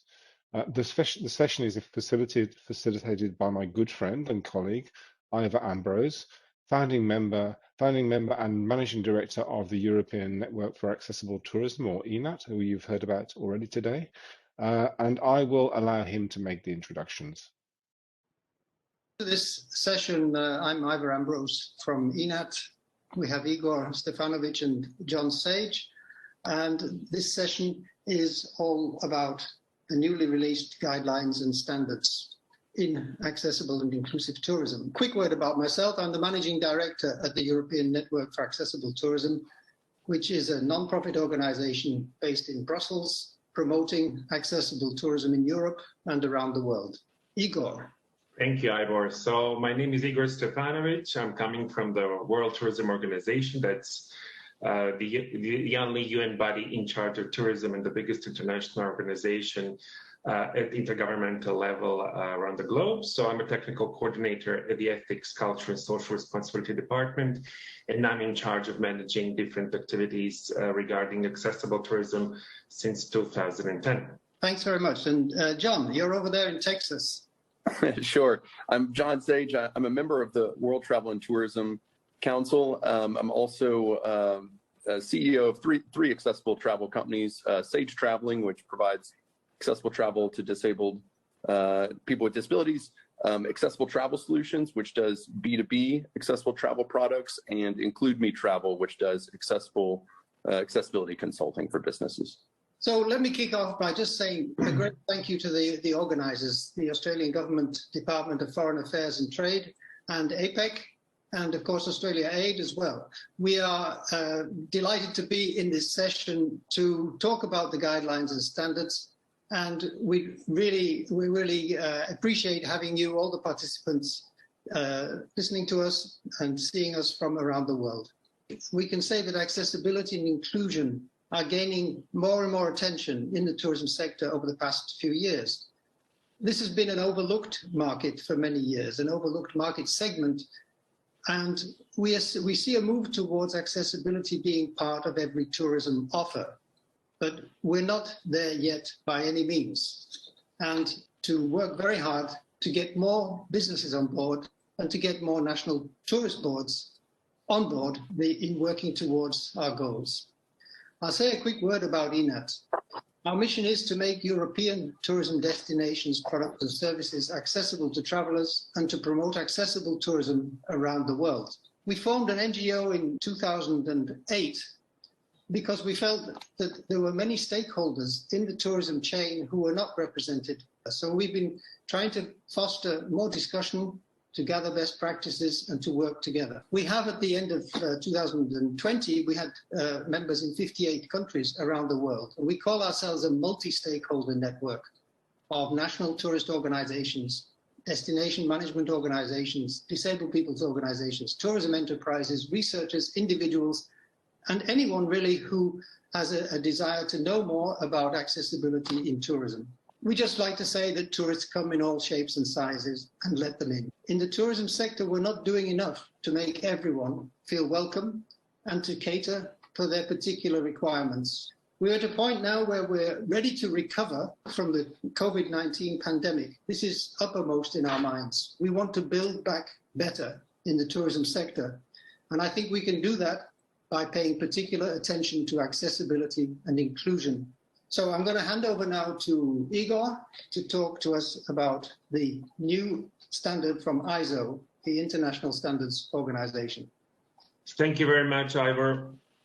So I'm going to tell you something about the new international standard that was adopted at the ISO level. ISO says published, and UNWTO was part of a team that launched the proposal and it worked on the adoption of the standard for about 4 years. It was a long process.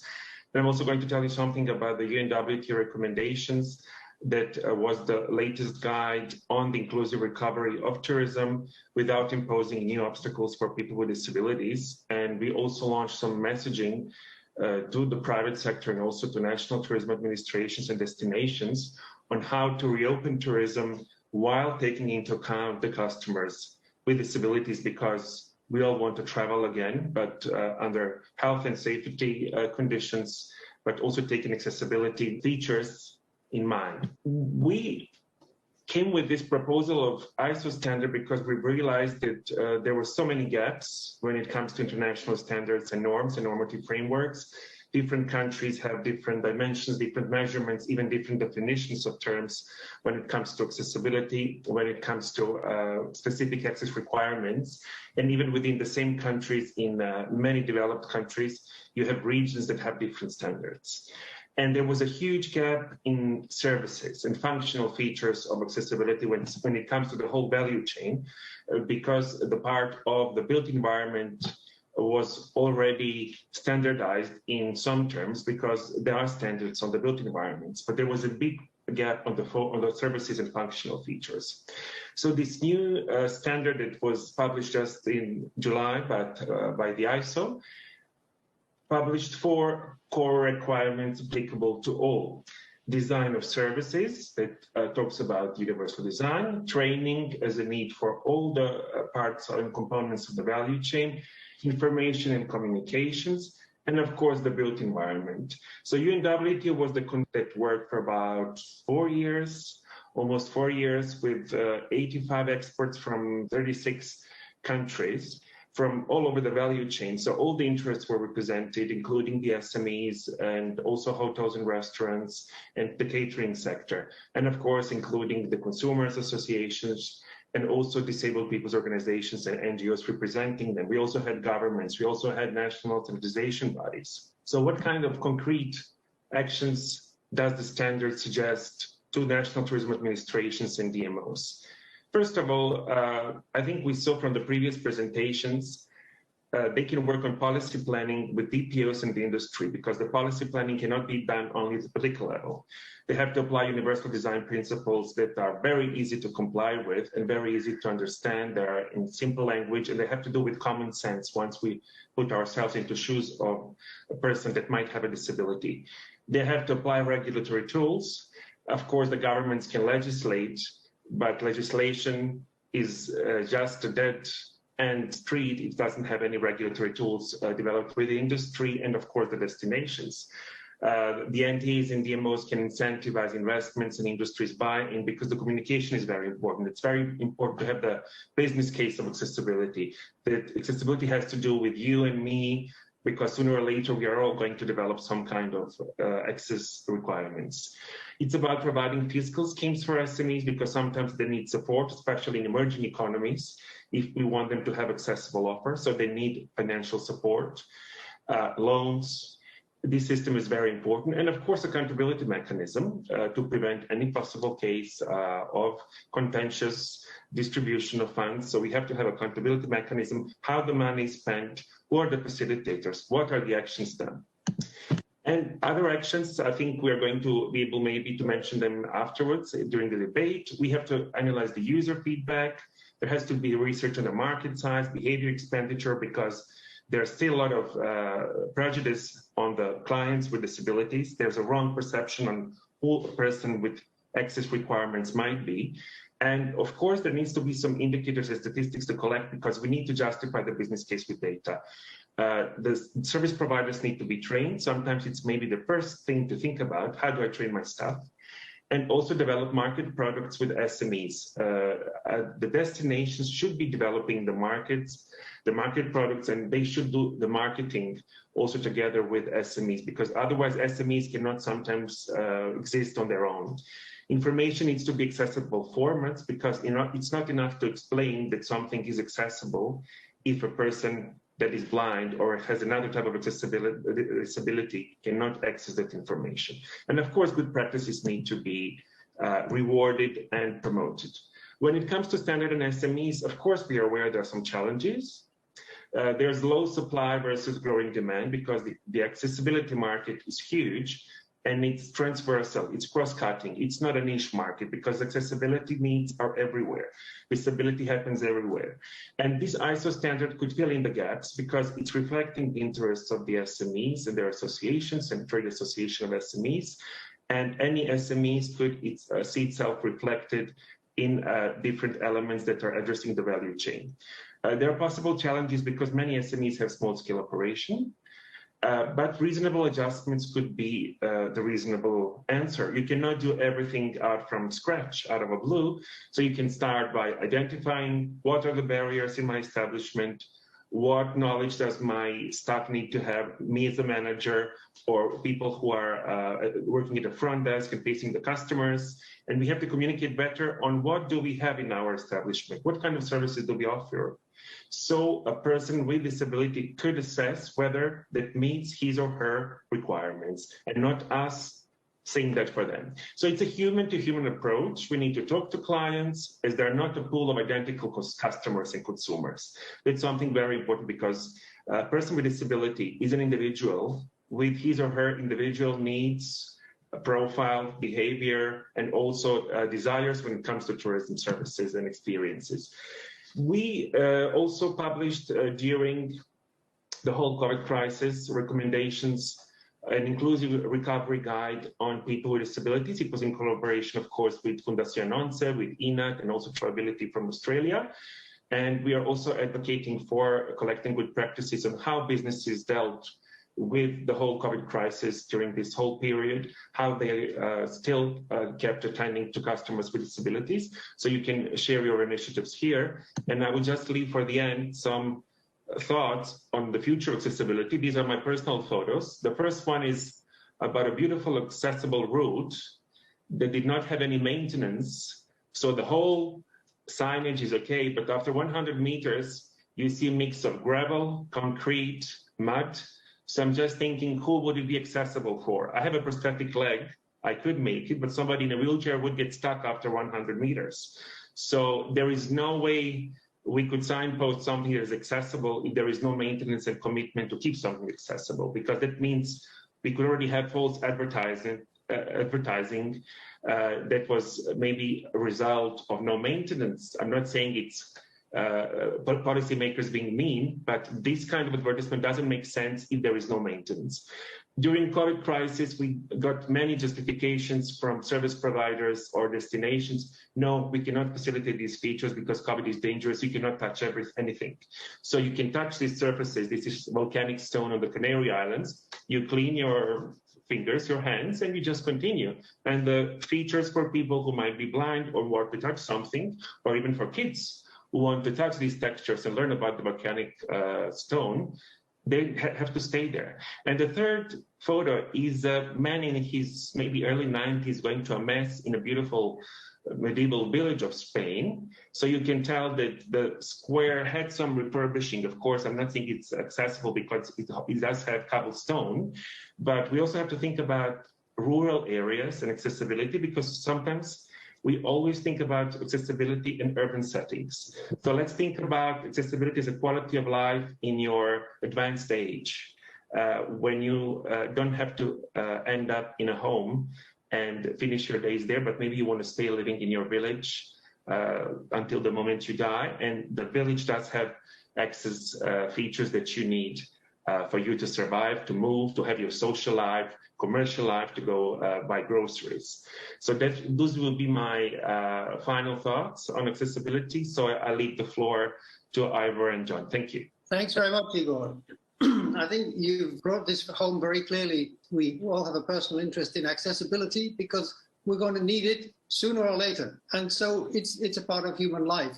And on the other hand, with the standard, you're addressing the service providers who can fill in the gaps and provide the services that are going to enable people to keep on functioning as they want to, and to visit the places they want to visit in the rural settings as well as the cities. John, I'd like to introduce you now and the presentation you've prepared. Sure. So these are a very high-level overview of the World Travel and Tourism Council's recently published Inclusive and Accessible Travel Guidelines. This was developed earlier this year. And I'll say just a little bit about the background here. We relied on some existing research that was out there from UNWTO, Expedia, Amadeus, INAT. We also leaned on our experience working with travel businesses to see what works for them and what doesn't work for them, and where they've succeeded and where they've had some shortcomings. This was published earlier this year. So this is just generally about the World Travel and Tourism Council. It is a representation of primarily private sector, but also destinations.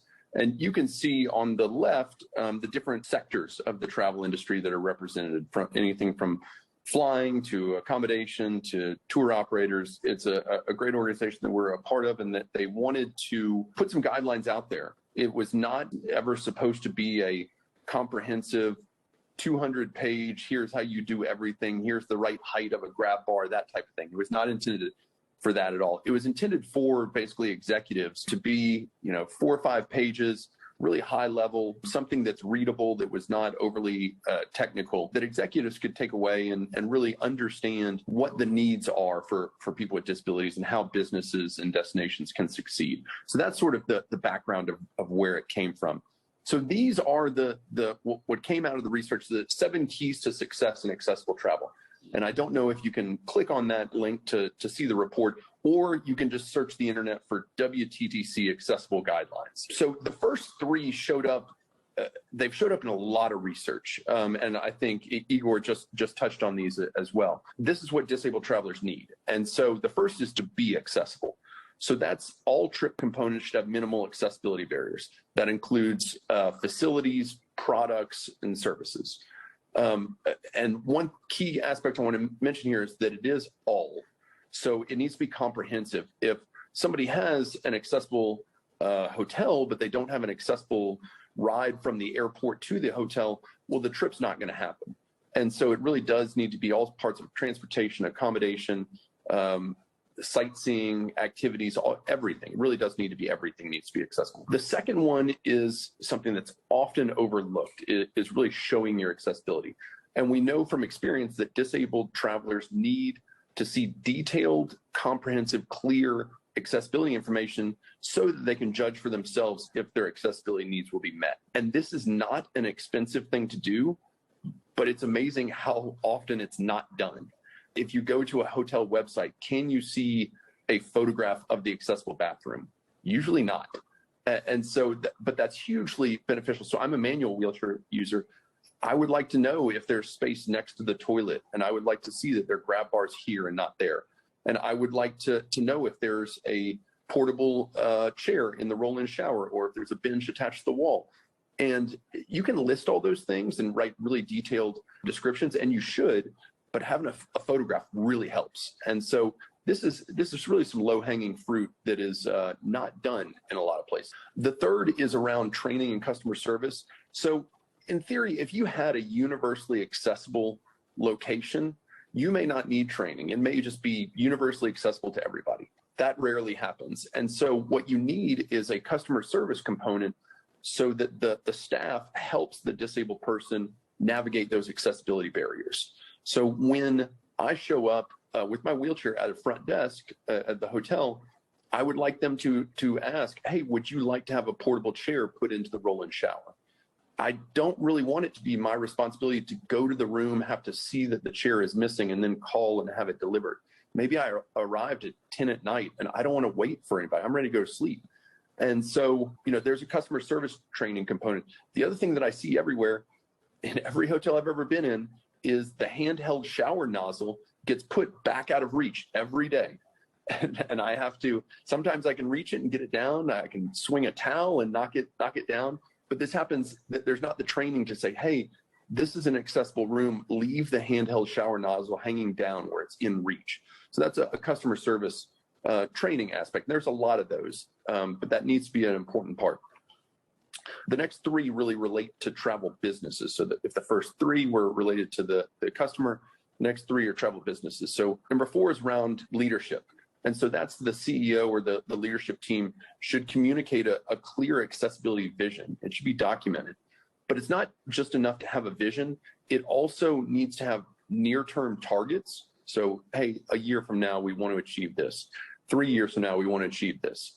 And it needs to have adequate resources. So if there's not a dedicated person focused full-time on accessibility, in a lot of companies, things don't really get done. They just sort of slip through the cracks. It's maybe lumped in with customer service or operations or something else. And so dedicating financial and personnel resources is key.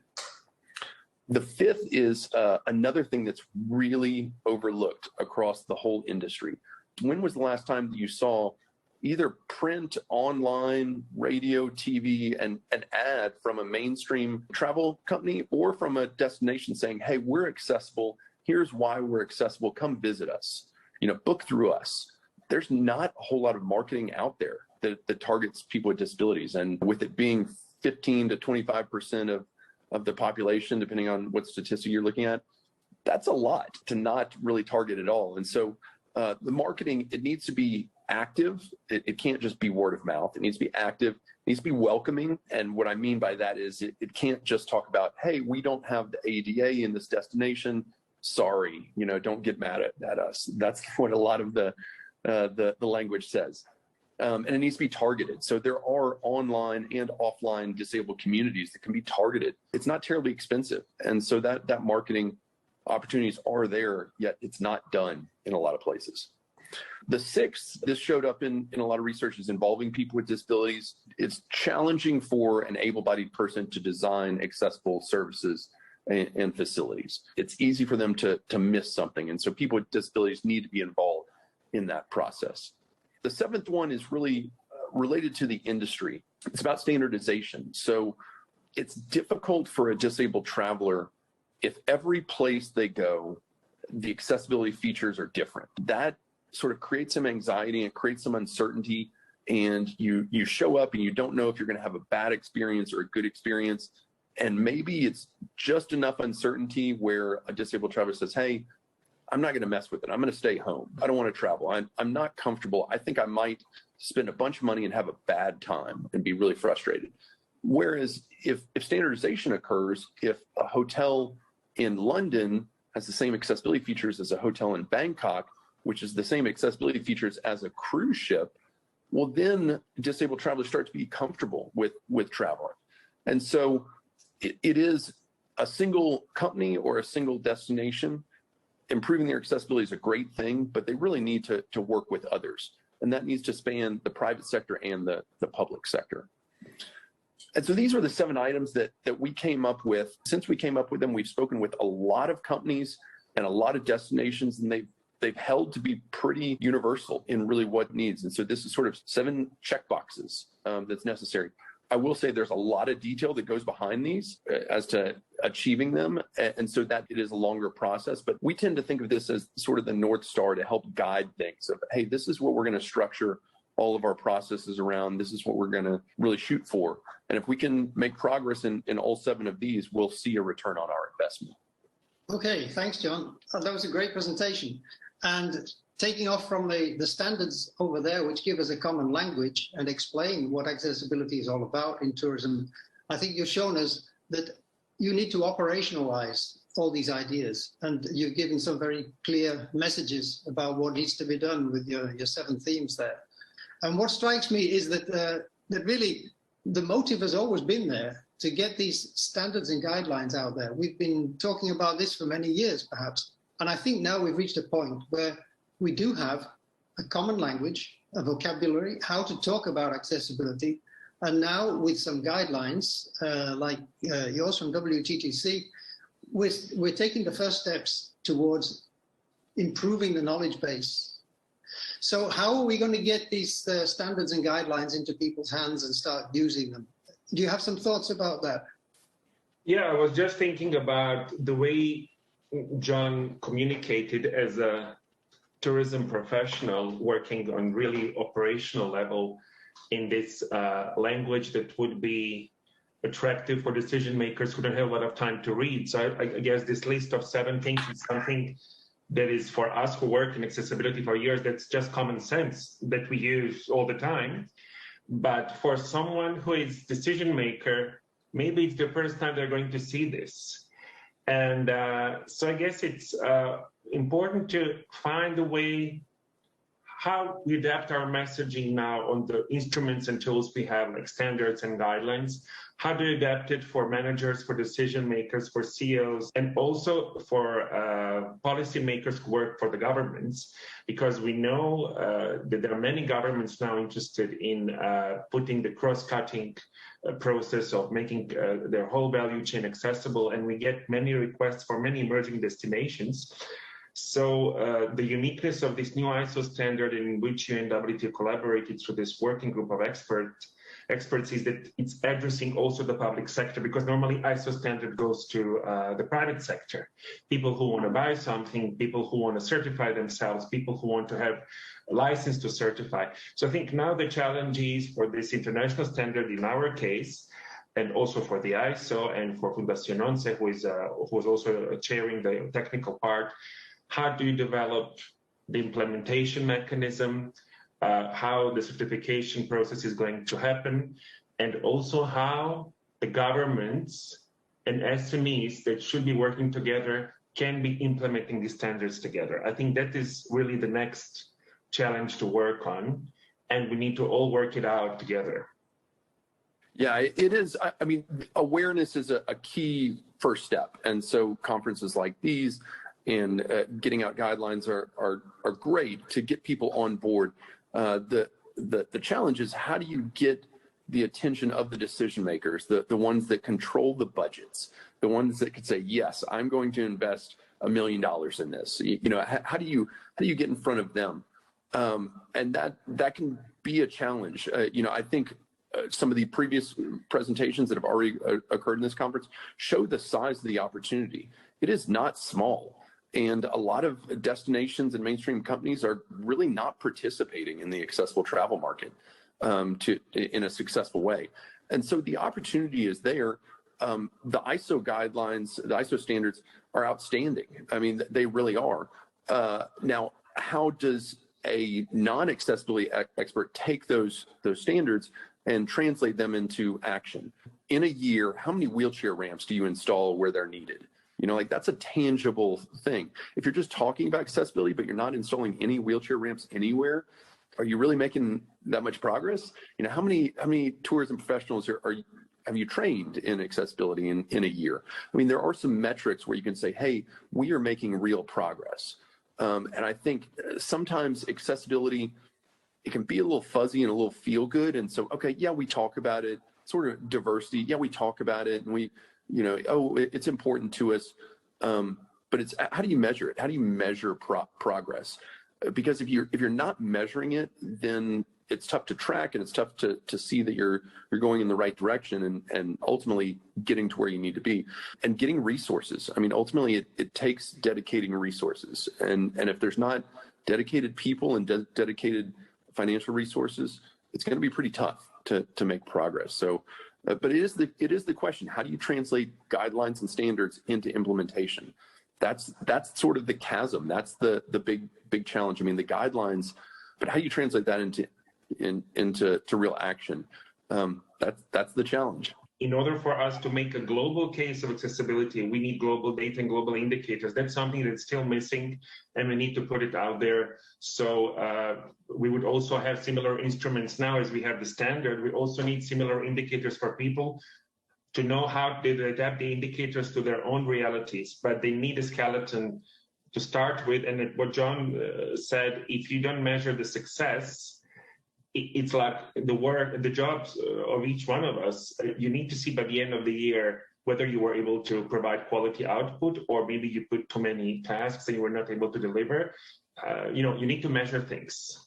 Having this idea of having champions to take up the cause of accessibility, I mean, it sounds almost a sort of activist approach, but actually we can have champions, as Chris said, at all levels. You don't have to be a sports star. You don't have to be Usain Bolt, but it might also be one of your cleaners in your company who knows a lot about accessibility from having a relative who has some particular access requirements. And people who really burn for the issue can push the agenda a long way. And that's why we come back to training again as well on the employee side. I know that's also one of the things that you highlighted, John, about You were talking about training and documentation and action. These are the three of the key words. So what about that training? Why is it so difficult to get training? Because training, it seems, is one of the things that gives the biggest return on investment. If you can put this information into people's minds and get them to start thinking about it, you're going to have a great multiplier effect there without making large investments in infrastructure. And training can be done, you can sort of think of it in different levels. I think there's sort of disability awareness training, which is pretty general, is, hey, use these phrases related to accessibility, not these phrases, because some of them are offensive in certain destinations. There's, things like, okay, don't push somebody's wheelchair without asking them for their permission. There's general accessibility awareness. And then there's more job specific. It's the front desk. It's the housekeeping staff. It's a travel agent. It's what accessibility information do you collect? And ultimately, the best training, it's customized for the destination. So if an accessibility audit of a hotel occurs first, then the training can target and say, hey, here's the accessible route to the pool. Don't send people this route because it has stairs. To operate a disabled pool lift, here's how our disabled pool lift works. And so it can be customized to the destination. And I think that's the ultimate goal. General disability awareness training is something that can be distributed pretty quickly and easily. To actually get it down to job specific and destination specific, I think is a larger effort, but I think that's ultimately what's needed. In Europe, training in accessibility and disability awareness is just not part of the landscape in educational institutions, in vocational training schools, in the universities where people are training tourism managers. It's not on the agenda. The question about accessibility, we've seen the same thing in architecture schools as well. So it's not only in tourism, but in architecture and design, accessibility issues, universal design. This is an optional course that you can take if you want to. But we haven't integrated accessibility training in all the educational training programs that we have. So that's what we're doing with ENAT now. We are developing courses that can be integrated in bachelor's and master's courses so that there is an element so that you can get credits and so that you can get recognition for working on accessibility. We have to look at ways of expanding the general knowledge about accessibility in our society. And I think a lot of that comes back to relating it, making it personal, make it personal to everyone to understand how this can affect all of us. DEI, diversity, equity, and inclusion, is spoken about a lot. It's a part of social impact, and which is a part of sustainability. Typically, what people think about, they think about gender, think about race, and sexual orientation. What I saw for the first time, and this was just me personally seeing it for the first time, is instead of DEI, I saw IDEA. It was IDEA. So it was inclusion, diversity, equity, and accessibility. And where I saw that was there was an executive order from President Biden saying, hey, we want to diversify our federal workforce.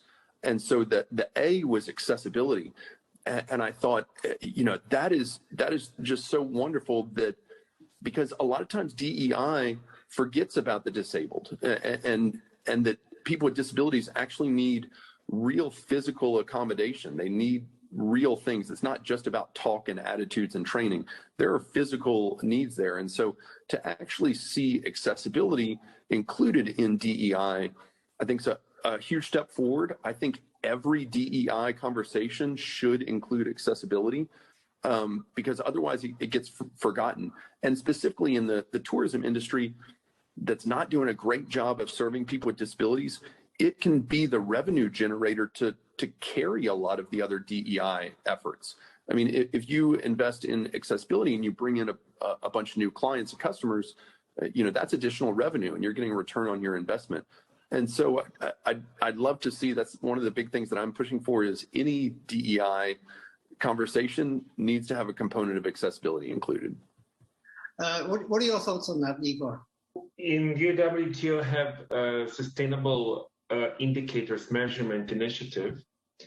That is an initiative launched by the member states of UNWTO to measure sustainability across the whole value chain. And they do have a chapter and a working group on social sustainability. So accessibility would be part of that. And we were even in the process of suggesting some basic indicators to be recommended to our member countries to be measured.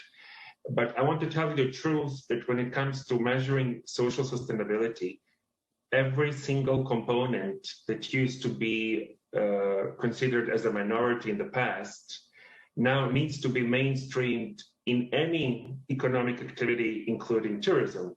Because if you would sum up all the people who are women, people who have indigenous background, people who are LGBT, people who are seniors, people who have for families with young kids, people who are with disabilities, they would sum up the majority.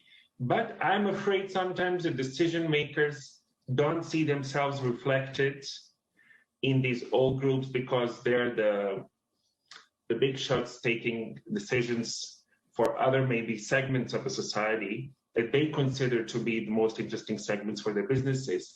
So I think in order to make this measurement happen, this whole thing about communication and cultural exchange of people who can bring up ideas to the CEOs and decision makers and politicians, ministers of tourism, I think that is really very important. This exchange with end users, in this case, we're talking about people with disabilities. If you organize a ministerial meeting and people who are working at tourism industry could meet end users and just listen to their simple thoughts on what are the everyday problems they have when they travel to a hotel, like John now said, and I have the same issues with the damn portable chair when you get checked into a hotel and you have to ask for it because people would never offer it. I think both CEOs and decision makers at political level would understand that something needs to be done. But reaching to these people and sending the message, I think that's the most challenging thing sometimes. If people would only understand that travel experience is an emotional experience, and that if you have a bad experience as a traveler with disability, your level of frustration and rage is something that nobody would like to go through.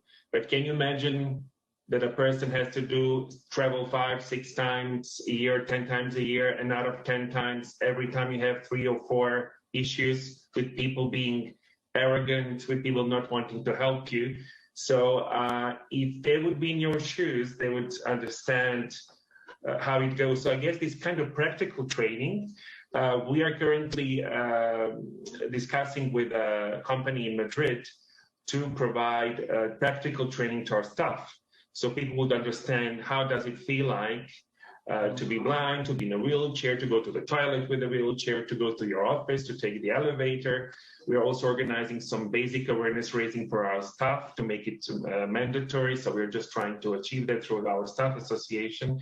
And this kind of simple training with practical tools and how does it look like in real life, I think that's very important. But you have to have decision makers and managers also included there, because they have to feel how it goes like moving through a normal everyday life, having a disability, and also understand that if you provide quality experience to a traveler with disability, you're providing a quality of life for your local people on a long-term basis, on the long run.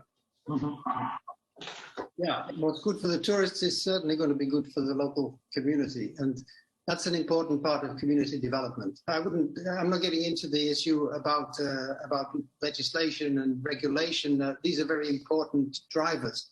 But I think what we've really been able to focus on here is that having the right information, good, solid information, that's where we are now in 2021. We've got good standards and we've got good guidelines. But there's still this thing in the back of my mind that tells me, well, we've got such a huge gap between the national tourist boards or authorities up here who are managing the policies and the people on the ground. Let's talk a little bit about those who are delivering the services. And these are very often micro enterprises and very small enterprises where you don't have a lot of staff who can take on different roles. It can be just 2 or 3, 1 or 2 people working on everything. And they need to start thinking about accessibility as part of what they do. How do we actually reach out and help the very smallest businesses work on accessibility? What do you think, John?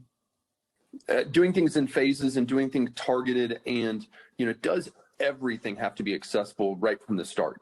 And so what we've seen actually is if every tour provider, every tour guide offered an accessible tour route, then the disabled travelers would be spread across all these different tour guides, and they wouldn't have enough repetition to develop accessibility expertise. And so, when we go in with a destination, we typically like to work with one tour guide company, and we're going to route all our disabled travelers to this one tour guide company, and the guides are going to become very experienced on leading accessible tours.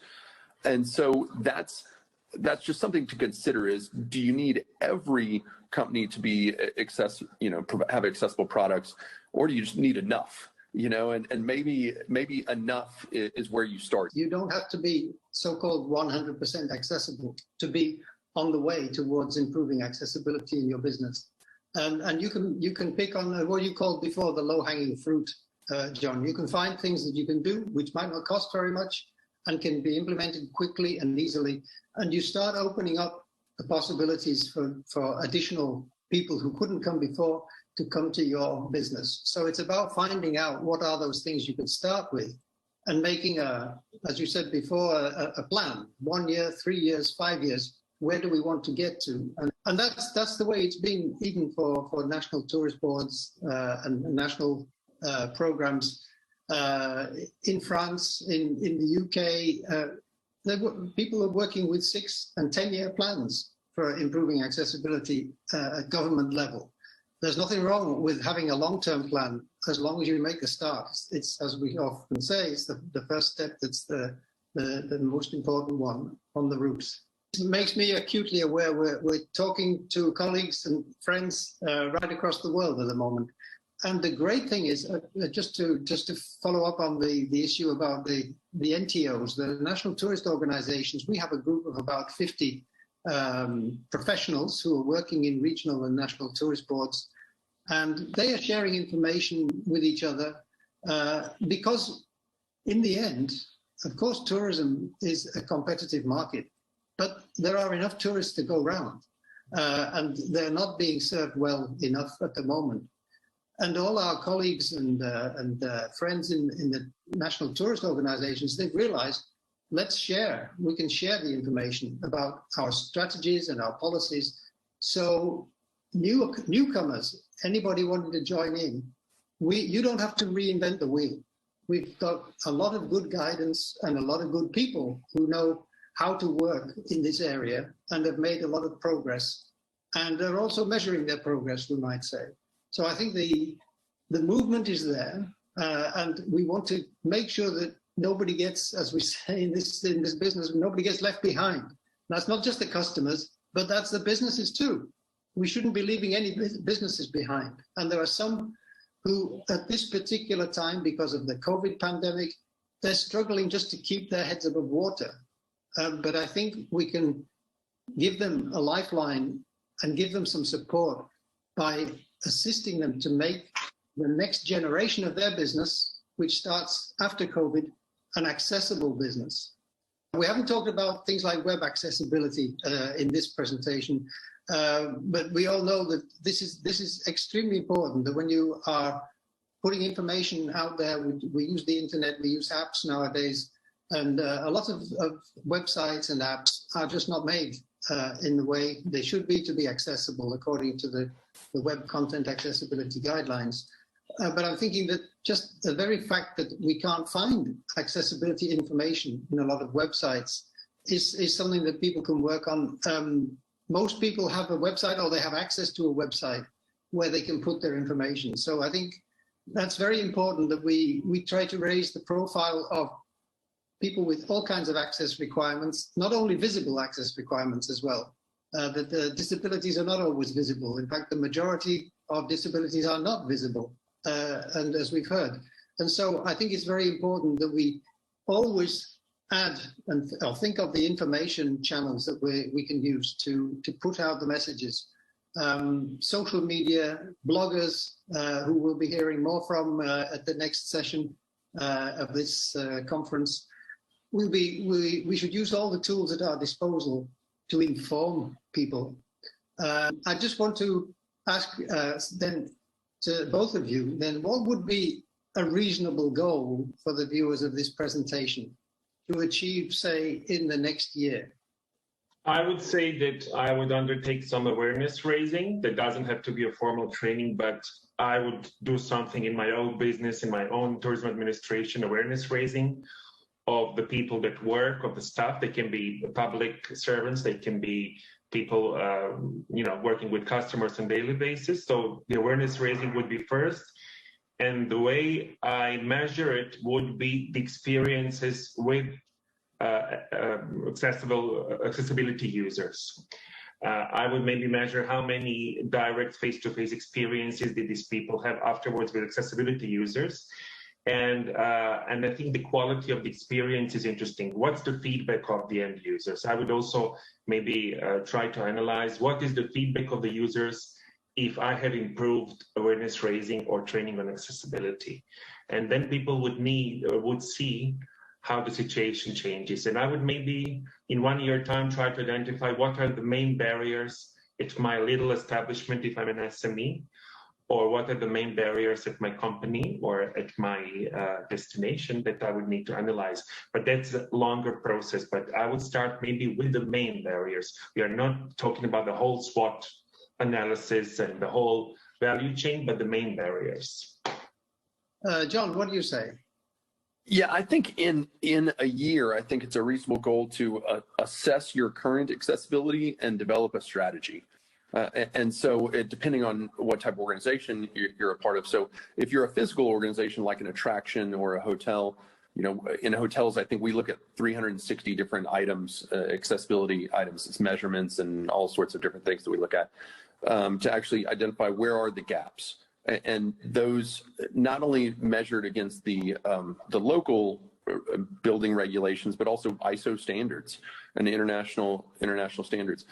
For a destination, we look at 16 key focus areas. So that's, arrival, whether it's by plane or train, getting to the accommodation, public transportation, private transportation, pedestrian routes, guided tours, attractions, all these different things to look at. And so to assess, for a destination to assess themselves, hey, here's what we're doing well, here's where we really have some gaps. And by the end of the year, let's have a strategy where we say, hey, in the next year, we want to check these boxes and we're going to dedicate resources to do that.